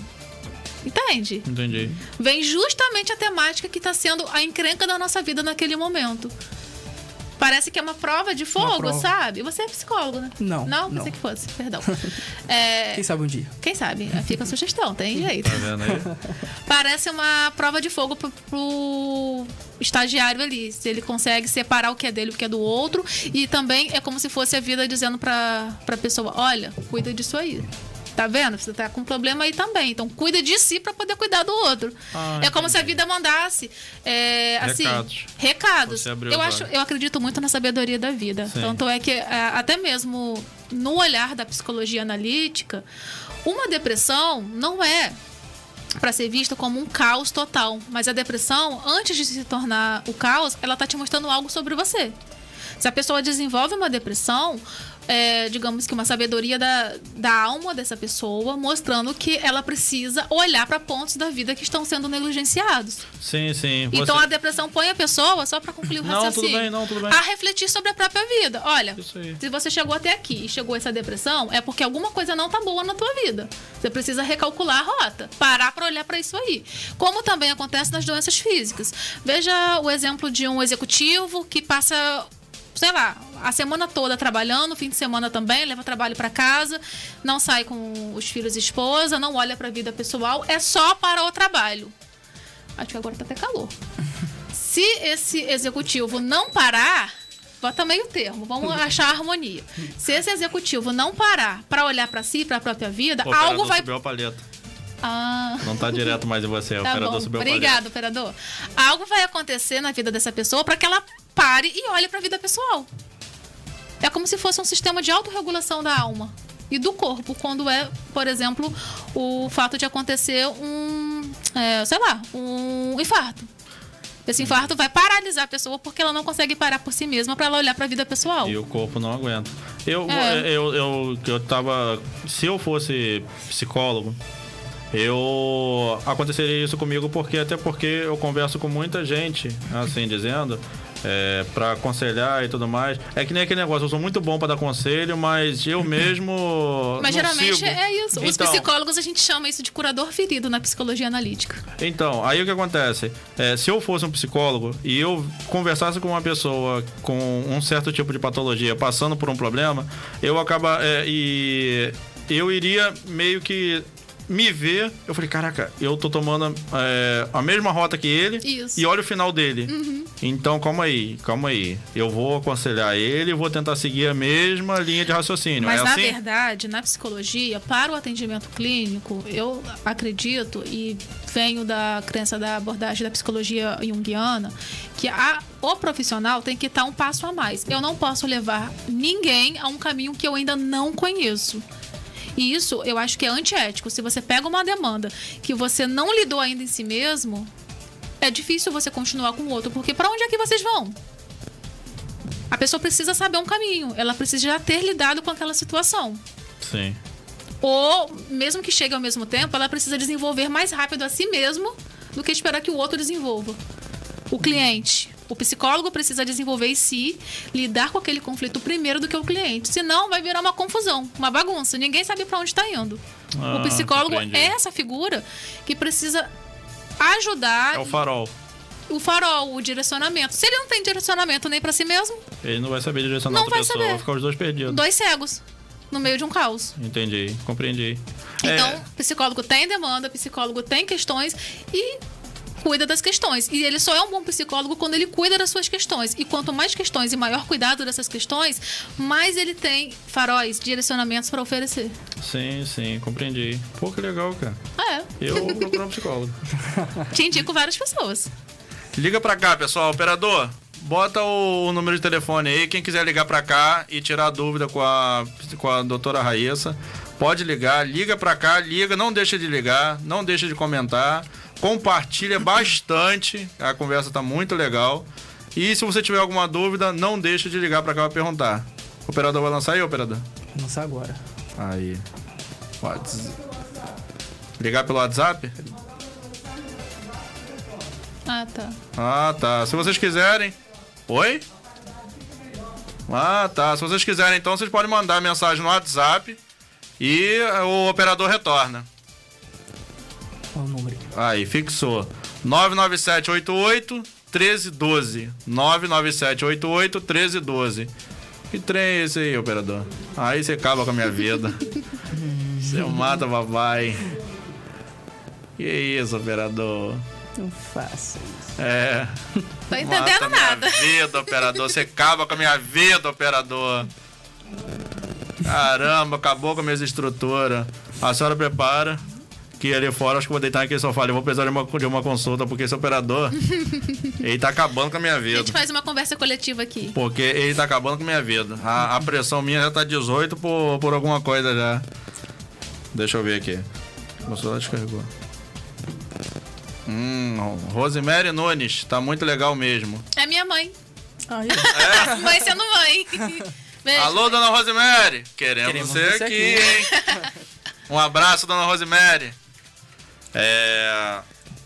Eu queria comentar com você também, que até separei aqui uns tópicos aqui e separei um vídeo também. Vamos Mas lá. assim, é basicamente na mesma linha de raciocínio que eu queria que você parasse para poder me explicar qual é a sua visão psicológica, assim dizendo, como Sim, psicóloga, claro. em cima do que chocou algumas coisas do Brasil. Eu queria que você me explicasse de um termo profissional, qual é a sua visão profissional, não a Sim. sua opinião, a sua Claro. visão profissional. Mas se você quiser dar a sua opinião depois também, Tá. são 8 casos que eu separei aqui. O primeiro caso que eu separei foi o caso da Elisa Samúdio, Sim. que foi um dos casos também que chocou. Vocês assistiram agora o documentário? Não assisti. Eu tô preso lá atrás ainda, porque foi coisa que, assim, aconteceu e eu não gosto muito de ficar acompanhando certo tipo de notícias, assim dizendo, porque chateia ver a frieza de certo caso que eu até separei aqui. O número 2, então, eu fiz um vídeo que, ó, Só pra contextualizar os nomes, Elisa Samúdio é o caso do Bruno, do goleiro Bruno. Do goleiro Sim. Bruno. Isso aí. A Elisa Samúdio foi do caso do goleiro Bruno, que ela tava grávida, né? Não sei Isso. se você conseguiu acompanhar. Não, sim, me lembro da história. Não é tão antigo assim, né? Ela engravidou, ele era casado. Sim. E acabou matando a mulher. Os amigos foram lá e picaram a mulher e deram pro cachorro comer. Cachorro comer, Entendeu? É pesado. Aí eu queria saber qual é a sua visão como psicóloga em cima da reação da barbaridade que ele fez. Enfim, eu não sei, a gente não tem como saber até que ponto é algo que veio do Bruno ou se veio das pessoas que estavam com ele. Volta, né? Das pessoas que estavam em volta. Mas, não sabendo, o que eu posso pensar, da onde vem, né? O que eu posso pensar é o preço que as pessoas pagam por uma imagem, né? O preço chega a ser a vida de uma outra pessoa e a frieza de lidar com isso. Só que eu não sei, na verdade, se foi o Bruno que idealizou ou se aconteceu e ele ficou sabendo depois e teve que lidar com isso e se virar com isso. A gente não sabe. Renan. Mas quem fez, né? Eu acabo encarando como uma forma de desespero. Porque ele casado, ele Isso. com... E o preço que ele paga pela imagem de manter-se como...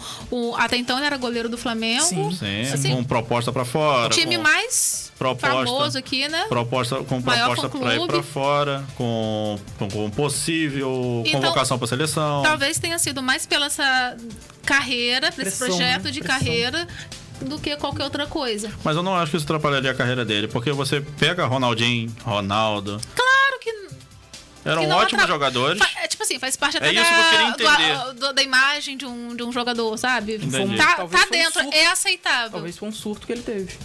Não dá pra saber também até que ponto a moça, se ela tentou alguma coisa que tirou ele de si eixo mesmo, emocional do dele, eixo né? emocional. Ameaça. Não dá pra saber, mas o que a gente vê realmente é um caso de frieza. Existem casos que a gente pode conversar melhor, como, por exemplo, da Elisa não, daquela moça que mata os pais. Suzana Richthofen. A gente Richthofen. Tem aqui tem outros mais tópicos aqui. história de vida. Agora, sem saber o que aconteceu de fato com a pessoa, não dá muito pra comentar. A gente não sabe. Eu achei um pouco forte ela ter ganhado livro. Ela ganhou série na Netflix, ou filme na Netflix. Eu não entendi o porquê eles acabaram dando certo tipo de fama pra esse tipo de barbaridade, entendeu?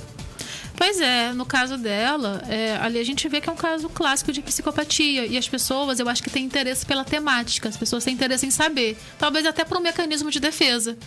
Tipo, sabendo o que se passa na cabeça de um psicopata, talvez eu possivelmente identifique um psicopata nas minhas relações. Ou sensacionalismo.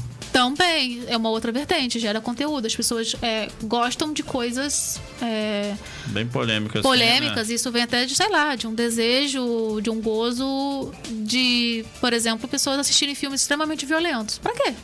Meu Jesus. Teve outro caso aqui que eu acabei separando aqui. Foi de um caso chamado Juan Maico. Eu não tô lembrada, me contextualize. Esse foi um vídeo que eu até fiz, porque foi muito forte. A mulher separou do marido, né? E a mulher começou a ter relações com outra mulher. Virou lésbica. Ela pegou a criança, o filho dela, por birra do pai, porque eles tinham um certo tipo de... Certo não, eles tinham conflitos, assim. E a mãe não descontava no pai, descontava na criança. Tanto é que a criança, ela cortou o pênis da criança. Nossa, falou não que a sei criança, disso, não. não posso você ver. Olha o que ela fez. Que horror. Ela cortou o pênis da criança, falando que era pra ser menina. Quando matou, pra você ter ideia, quando ela matou a criança, ela queria arrancar a pele da criança pra fritar. Nossa. Isso foi no Brasil.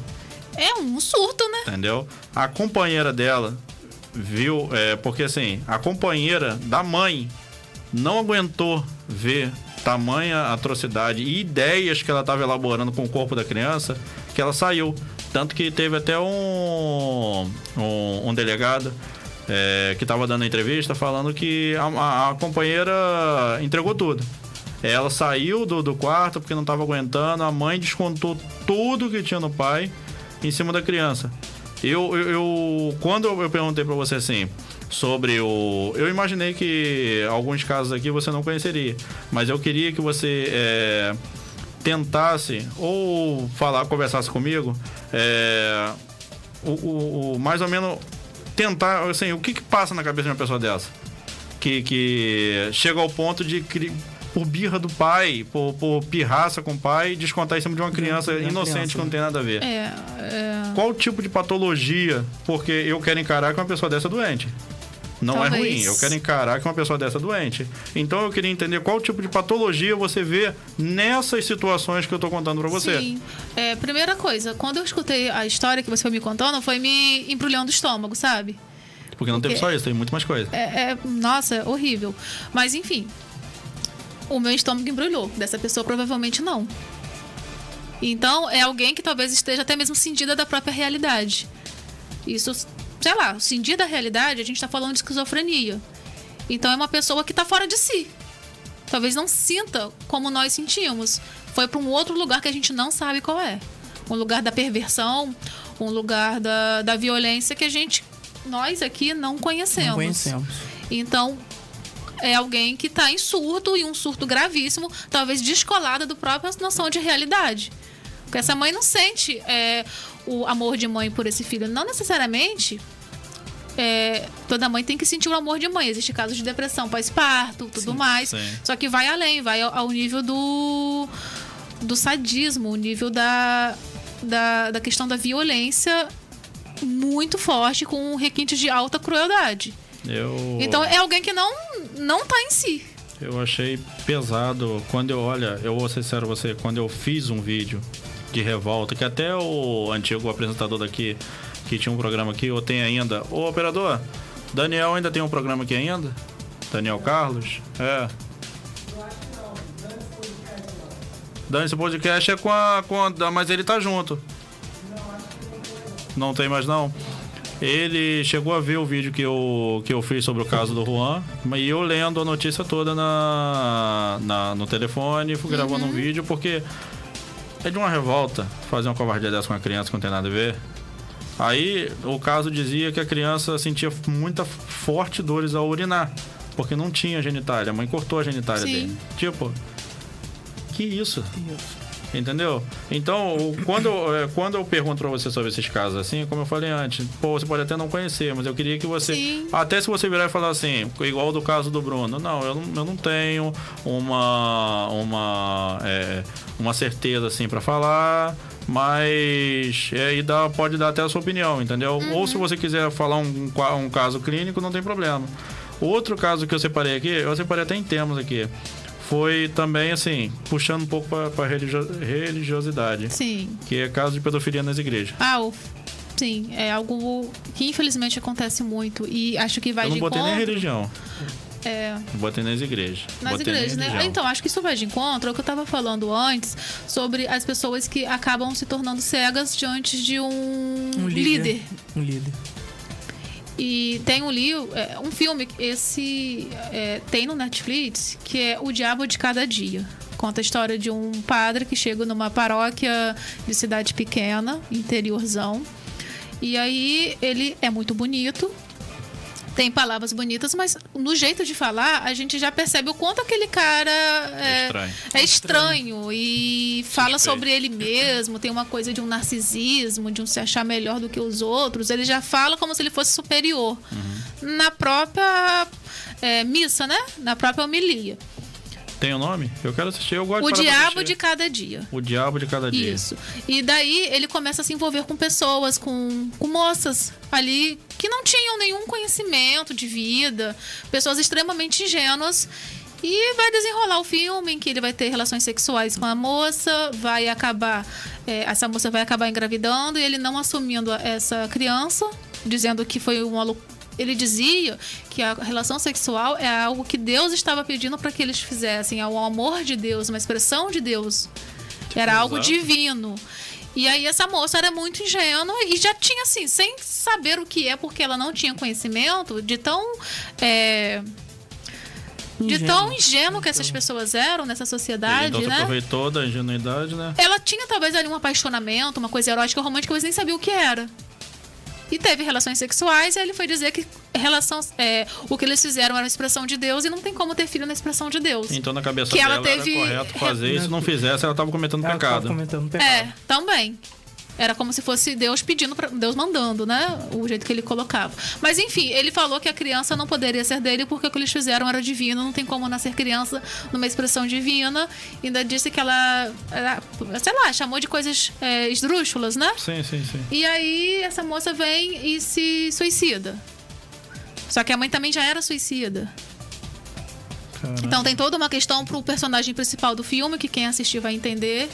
E aí é um exemplo do como pessoas na figura de autoridade abusam de pessoas que estão nessa figura de ingenuidade. Então eu acredito que vem muito desse lugar de ingenuidade. E também, né, essas pessoas, só para complementar, não, tudo bem. Esses líderes talvez tenham muito do sadismo, sabe? O lobo na pele de cordeiro. São pessoas que já se sentem ruins, que já se sentem, sei lá, não gostam das pessoas que são, mas não sabem lidar com isso. Então assume um papel de bonzinho, busca esse papel aceito pela coletividade para que ele mesmo se aceite, porque talvez já não se sinta bem com ele mesmo. Tem pessoas que não sabem lidar com coisas que são comuns da humanidade, como, pensei algo ruim sobre fulano, sobre cicrano. Aí literalizam aquilo e tentam descolar dessa realidade de que a gente pode desejar mal a alguém. Que a gente pode querer que alguém morra por algum motivo na nossa vida, mas não matar literalmente. Mas essas coisas acontecem com a humanidade. Sim. A gente sente essas coisas. Você pontuou uma coisa legal sobre o negócio do suicídio, porque muitas das vezes essas pessoas ingênuas assim também sofrem pressão. Por exemplo, eu não quero, é errado, mas se você não fizer comigo, ninguém vai acreditar em você, e se não fizer comigo, eu vou sair espalhando coisa de você. E imagina a pressão que uma pessoa dessa... aí já vai ameaça, porque eu trouxe aqui um contexto de um filme, aí já vai para uma questão que a gente vê no dia a dia. Sim, eu tô comentando porque essa pessoa, por ser um líder, tem medo de perder aquela posição e aquela moral que ele construiu na frente das pessoas. Em igrejas, por exemplo, católicas, começa assim: você vai ser meu coroinha, vou te dar essa figura, essa posição de destaque. Mas aí, para você ser coroinha, você precisa fazer me ajudar a lidar com a paróquia. Eu preciso de você como seu serviço. E vai envolvendo a criança, principalmente crianças, né? Sim. Nesse serviço, nesse fazer, como coisas comuns do dia a dia de uma paróquia. Sim. E daí vai só aumentando o nível de forçar, né, a barra, até que chega olha, agora você tem que fazer isso aqui porque eu sou o seu líder. Se eu sou o seu líder, você tem que fazer as coisas que eu peço. Até chegar numa questão sexual. Meio que uma pressão psicológica. Vai envolvendo, vai cativando e a pessoa, quando se vê, já tá ali enredada. Bem pesado. Muito Ou pesado então isso. acontece, se você não fizer, eu vou prejudicar tua família. Não, é isso que é nesse quesito. É. Aí muitas pessoas acabam sentindo pressão e o suicídio. E o suicídio. E porque sabe que se uma pessoa dessa, uma que tem 1.000 milhões de seguidores, uma não vai fazer diferença se falar ou fizer besteira. Entendeu? E ainda deve ser taxada ainda como mentirosa, como queria se aparecer, coisa do tipo. Às vezes queria o pastor ou o padre, e o pastor ou o padre não deu confiança, e é mal amada. Pode acontecer, não é? Sim, Pode sim. claro. É triste. Tem um caso aqui também que eu queria conversar com você sobre o caso João de Deus. Esse caso, caso- quem não conhece, né? E acho que é um exemplo maior do que a gente está falando aqui. E ali era mais difícil e acho que mais cruel, porque era no sentido de cura. Para curar você, pegava a você pessoa precisa enferma. ter uma relação sexual comigo. E a pessoa tá ali tão vulnerável, Às vezes Tão é nem ingênua. sedenta Às vezes é nem ingênua. pela Às vezes vai na vida. fé. Mas vai na fé. ela acaba se confundindo, porque tem sim uma certa questão de ingenuidade, que é acreditar que a pessoa vai curar o outro pelo sexo ou por algo que ela venha fazer, e que acreditar que ele tem capacidade de curar alguém, eu acho que já começa uma questão de ingenuidade. Mas a gente vê ali nesses casos de João de Deus, pessoas cultas, Eu vejo pessoas desespero. formadas. Então é isso que acontece, é o desespero, é a luta pela vida, pela sobrevivência. Eu entendi. Caramba. É muito forte. Outro caso aqui, além disso daí, nós falamos sobre Suzana, né, no caso. E foi um caso Wellington Menezes. Lembra Como desse que caso? Não, eu sou péssima de Foi nome, o gente. massacre de Realengo.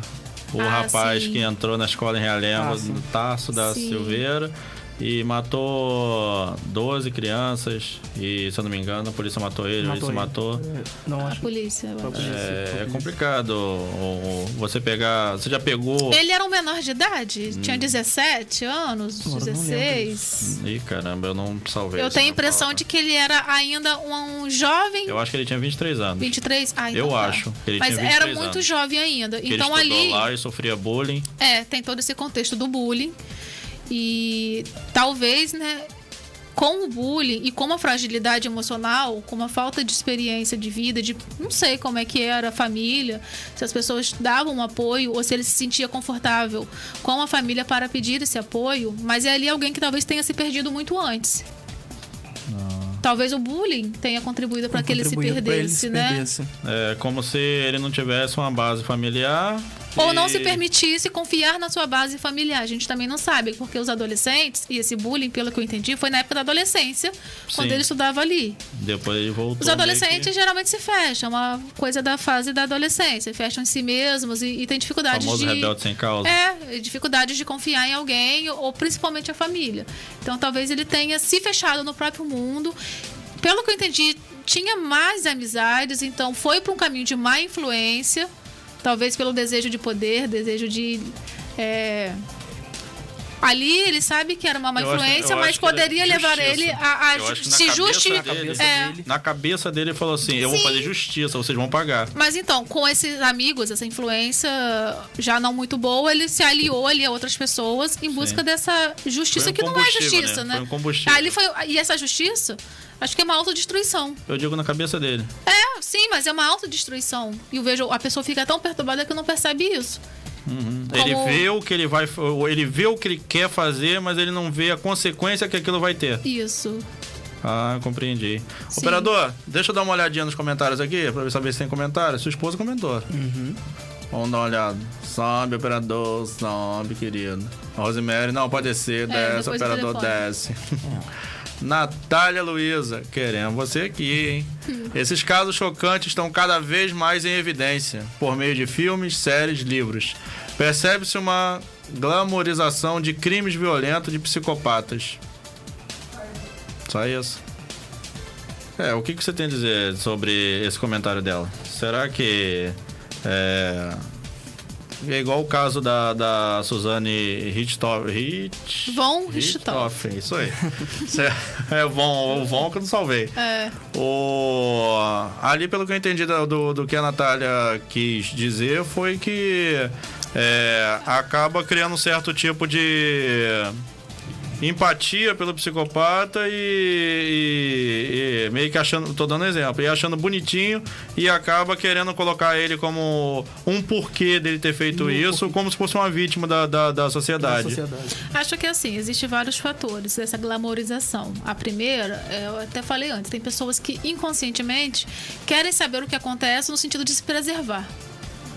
Se eu souber que é assim que age um psicopata, eu vou saber identificar um psicopata na minha vida e vou saber lidar. Mas isso é muito primitivo e inconsciente. A gente talvez nem tenha noção disso. Outra coisa que pode acontecer é que... acho que eu já disse aqui, mas não deixei claro. Todos nós temos bem e mal. Sim. Todo ser humano tem um lado divino e um lado demoníaco em si. Quanto mais a pessoa não olha para esse lado demoníaco, que é natural da humanidade, aquilo vai para um lugar desconhecido. E aí talvez ganhe... Não, obrigado. Obrigado, operador. E aí talvez esse lado demoníaco ganhe uma vida própria e ele precisa ser olhado, ser ali, a pessoa precisa se relacionar com esse lado. Eu já vi uma história disso, que o pessoal fala assim, eu tenho 2 lobos. Mas todo mundo tem. Já viu? Depende daquele que eu alimento. Você já viu uma frase dessa? Já? E é bem assim, bem aí interessante. Quem não alimenta esse lobo demoníaco, deixa ele na sombra, no quartinho escuro, e ele vai aparecer. Ou ele aparece em casos de perversão e violência extrema, no sentido de briga de trânsito, que do nada um vai lá e mata o outro. Teve um caso de um flanelinha que teve a garganta cortada numa briga ali no centro da cidade, na Praça São Salvador. Eu passei e vi o corpo. Eu vi no Foi campo uma 24 briga horas. com um flanelinha, não sei se o cara era outro flanelinha, não sei. Mas eu sei que uma briga que o cara sacou uma arma e cortou a garganta do outro. Nossa. Enfim, eu quero dizer que assim, se a gente não olha pro nosso lado demoníaco, nosso lado agressivo, sabe? Ele essa fera, ele vai aparecer onde a gente menos espera.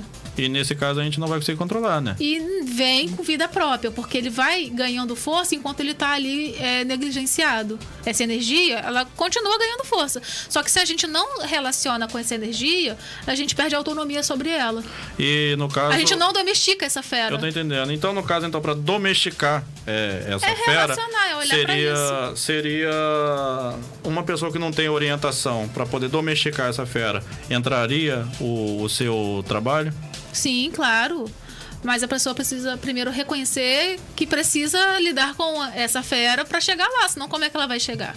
Então, mesmo assim, eu posso ajudar e muito. Na psicologia, a gente trabalha muito para esses lados sombrios que a gente não aceita em nós. É a agressividade, é a questão do sentir-se inferior aos outros, é a questão de uma coisa que não aceita em si. Todo mundo é também um pouco, né? Nós somos tudo, totalitários. Todo mundo tem um pouco de inveja. Sim. Todo mundo tem normal, um pouco humano. de raiva, de sadismo, de violência, de agressividade. Se a gente não lida com isso, vai pra sombra. Pra pessoa chegar no consultório, ela precisa sentir o desconforto de não lidar com isso. Então, senão não chega. Já teve caso, é isso que eu ia ia aí contar. o trabalho da terapia, nesse sentido, vem da autoaceitação, de olhar pra si como um todo, de aceitar que ela tenha essa coisa, essa probabilidade dentro disso. Probabilidade não, essa...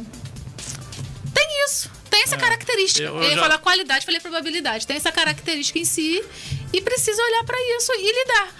Eu tô com inveja daquela pessoa, mas por que eu tô com inveja daquela pessoa? Pra quê que eu tô... Qual o sentido disso? Uma autoavaliação. Entende? Aí traz pra si e traz o sentido de autoconhecimento e de domínio próprio. Do que eu quero fazer com isso. Você já teve paciente que chegou ao ponto de virar e falar assim: doutor, olha só, eu nunca tive nenhum tipo de surto, não. Mas eu tenho medo de quem eu sou se eu tiver. Ou não, sempre alguém teve alguma coisa e quis controlar. Sim, tem pessoas assim. São pessoas geralmente vigilantes da autoimagem. Buscam uma imagem de perfeição porque não se aceita do jeito que são. Então elas ficam com medo delas mesmas porque elas se distanciam de si mesmas. Compreendi. Elas buscam tanto uma imagem do que elas entendem que é uma imagem de perfeição, coisa que não existe, ninguém é perfeito. Perfeito é Deus. Pois é. que ou as divindades, mas Deus pra mim é Deus, né? Mas tem várias divindades. Não, sim. Dentro No das caso suas eu tô falando religiões. da minha crença. Pra mim também. Mas enfim, a pessoa busca tanto essa divindade por não se sentir bem com quem ela é, que gera um descolamento da realidade. Sim. Outro caso aqui, o horário tá ficando coisa, foi o caso Giovana. Foi mais recente, mês passado. Foi o quê? Isso eu não conheço. Você joga na sequência. Calma aí. Joga na sequência. Pessoal, vocês vão acompanhar agora um vídeo. Bruna Rodrigues, Natália, Dona Rosemary, né? Isso. Não sai da live, acompanhe esse vídeo que vai aparecer. E logo mais a doutora Raíssa vai dar a sua opinião em cima do que da barbaridade que aconteceu. Eu chorei em ver. E geralmente eu não choro nessas coisas. Então, o que acontece? Eu preferi mostrar a reportagem porque foi de mês passado. Sim. Recente. Eu separei, como não deu pra poder separar num vídeo só, tive que picotar. O YouTube picotou e depois eu quero a sua opinião em cima de tudo isso. Com esse tipo de vídeo, com a reportagem, fica mais fácil você ter uma opinião. Claro. Solta o vídeo 1 primeiro, pra vocês entenderem o que aconteceu. Essa menininha aqui, pequenininha, 13 anos de idade. 13 anos de idade. E ela é uma pequena youtuber. Ela faz vídeos na internet, ela conta o dia a dia dela. Algo muito misterioso aconteceu aqui em São Paulo e a nossa repórter Lívia Zúcaro foi atrás. Na última transmissão ao vivo, que fora feita por essa menina, ela vê algo estranho na imagem e outras pessoas também testemunharam. Depois dela ver essa imagem misteriosa, ela desapareceu e os relatos feitos até os pais são os mais graves possíveis. Acompanhe. Giovana nunca deixou de informar os pais para onde ia, mas naquela manhã saiu apenas com a roupa do corpo, deixou o celular em casa e disse que voltaria logo.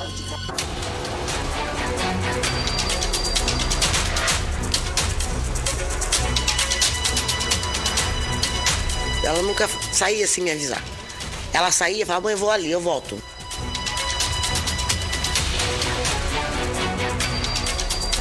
O tempo passa e as horas se tornam um martírio. Giovana desaparece. Os piores dias da nossa vida, né, tá passando. Vocês vão acompanhar aí, porque nós estamos com o horário meio apertado. Vocês vão ver, no caso Giovana, que ela desapareceu. O pai ficou preocupadíssimo, procurando junto com a mãe, com a família. Vocês vão ver. Eu vou fazer um breve resumo aqui para ele pular logo pro último vídeo e a gente conversar em cima disso. A menina Giovana, ela era blogueira, ela fazia os vídeos dela e tudo mais, e do nada, de repente, ela desapareceu. O pai, a mãe, a família, os vizinhos se comoveram para poder procurar. O pai toda vez chorava procurando a filha, querendo saber da situação da filha. A mãe era inconsolável. Os vizinhos, todo mundo querendo saber cadê a menina Giovana. Divertida, alegre, fazia vídeo. Menino de 13 anos de idade, se eu não me engano, se eu consegui observar bem ali. Uhum. Você conseguiu observar bem a cara do pai de desespero pelo aquele pedacinho ali. Vocês até me perdoam, porque como o bate-papo foi, não deu para poder mostrar o vídeo completo. Você conseguiu observar o pai com a cara meio que desesperada, sim, procurando? Então, beleza. Pula pro último vídeo, o que aconteceu?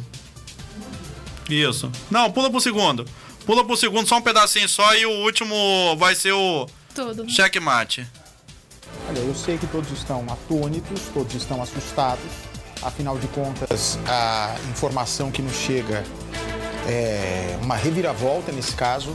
A Giovana é uma menina linda, era uma menina linda, né? 16 anos de idade. Pode encher a tela, por favor, com a fotinho da Giovana. Você que acompanha o Cidade Alerta todos os dias ou de vez em quando, nos prestigia aqui na Record, sabe que a Giovana é aquela garotinha que fazia vídeos engraçadinhos na internet. Pode mostrar os vídeos, isso? Sempre muito simpática, ela era uma blogueirinha, tinha um sonho de ser digital influencer. E numa live, numa transmissão ao vivo na internet, a Giovana teria visto uma imagem estranha, né? Uma imagem que até agora, na verdade, não foi 100% esclarecida, não foi estabelecido o que exatamente ela viu, que pode ter contribuído para que ela desaparecesse. Mas agora também, confesso a você de casa, não sei mais o que é verdade, não sei mais o que é mentira. Desconfio de tudo a partir de agora. Eu sempre já faço aqui os casos desconfiado de tudo. Sobretudo agora que uma menina de 16 anos onde a mãe estava aqui todos os dias no Cidade Alerta me pedindo ajuda para encontrar a filha, o corpo dela foi encontrado no quintal da própria casa. Foi um caso bárbaro que aconteceu, um breve resumo aqui, foi um caso bárbaro que aconteceu. No primeiro vídeo a gente observou que a família estava inconsolável procurando, Sim. o pai estava desesperado procurando. Já no segundo vídeo nós podemos observar que isso daí são programas diferentes, porque realmente o BAT parou para poder ajudar a procurar e solucionar o caso, Sim. assim dizendo. No segundo, a gente já pôde observar que essa barbaridade foi feita pelo próprio pai dela. O próprio pai dela matou a menina e enterrou a menina no quintal de casa. Nossa. O quarto vídeo, eu tô dando esse resumão aqui para tentar entender, ver se você consegue montar um quebra-cabeça, assim dizendo, e dizer uma sua opinião, o que você achou disso, o que passou na cabeça do pai. Operador, agora nós vamos ver o último vídeo, nós vamos ver o vídeo completo, tá ok? O último vídeo, ele é completo, 4 minutinhos, né? 4 minutinhos e pouquinho, nós vamos ver o vídeo completo. Olha o que esse pai fez. Solta. Peraí, Grace, fica aí que o doutor Fábio quer me passar alguma informação aqui urgente, peraí. Deixa eu ver aqui o que é essa... Deu alguma confusão aí no meio do caminho. Peraí, deixa eu ver se mudou alguma coisa ou se essas informações iniciais, ainda em apuração, são as que nós temos em definitivo. A avó está recebendo agora a notícia que mais dói, porque o neto, ela falou, o Gabriel é impossível. A informação é essa, que é o Gabriel, né, o Zamataro?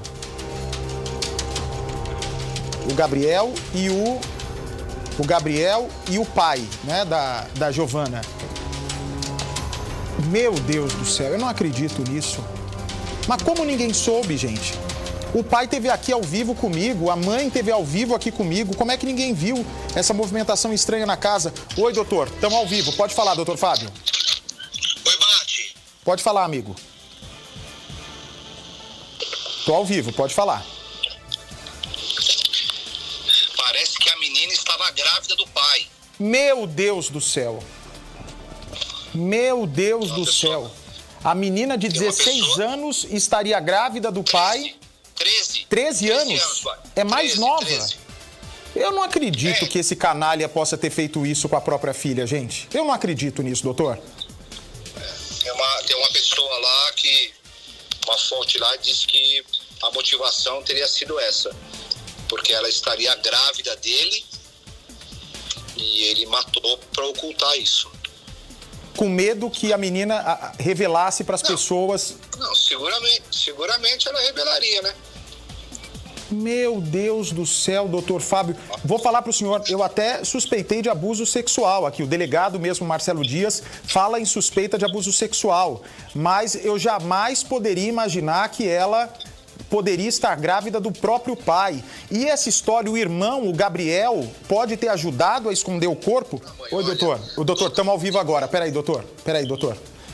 Vamos lá, doutor Fábio. Estou tentando aqui digerir a história, restabelecemos a comunicação. O senhor acha que o irmão, o Gabriel, então, pode ter tido também participação nesse crime de alguma maneira? No crime de homicídio, eu acredito que não, Bate. No crime do homicídio, não. Acredito sim que talvez o irmão tenha ajudado o pai.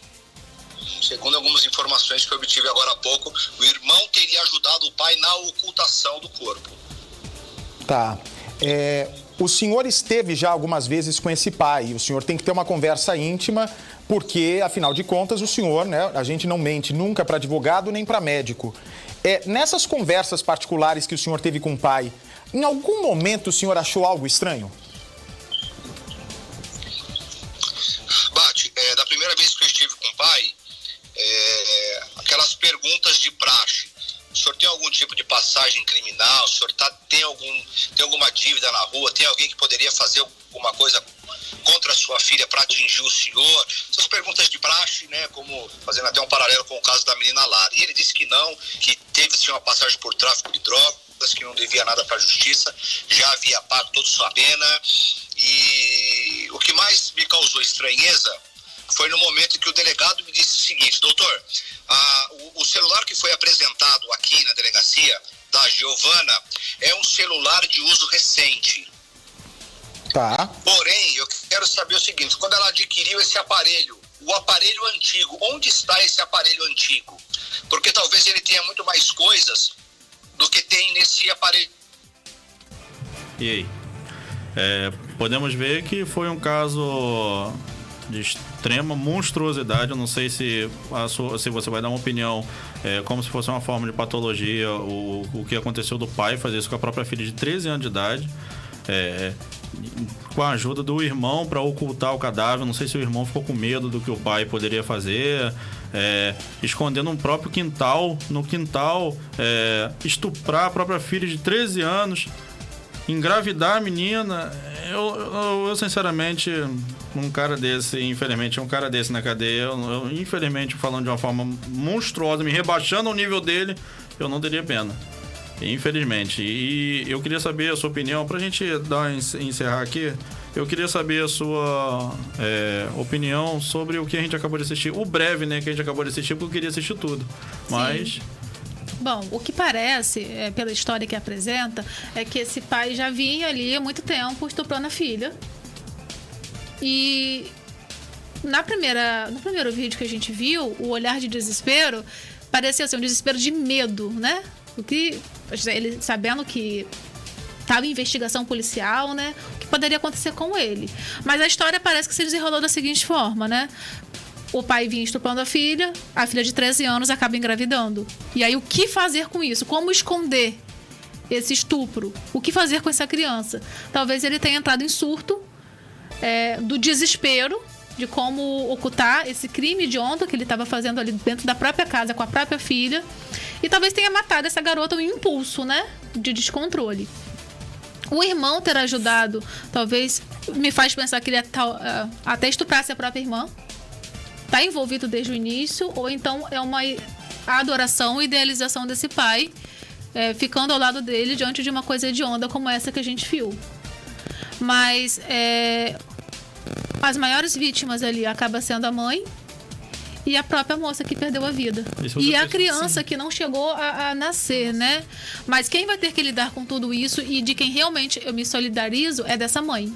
Se você perceber, até os vizinhos, com o andar da entrevista, parece que os vizinhos acharam que todo mundo estava acharam que a mãe foi conivente, e os vizinhos fizeram um círculo ali, até ameaçaram lixar ali o próprio pessoal ali mesmo, achando que estava todo mundo envolvido, que Sim. O pessoal estava procurando de uma forma hipócrita, porque alguns familiares iriam sentir falta dela.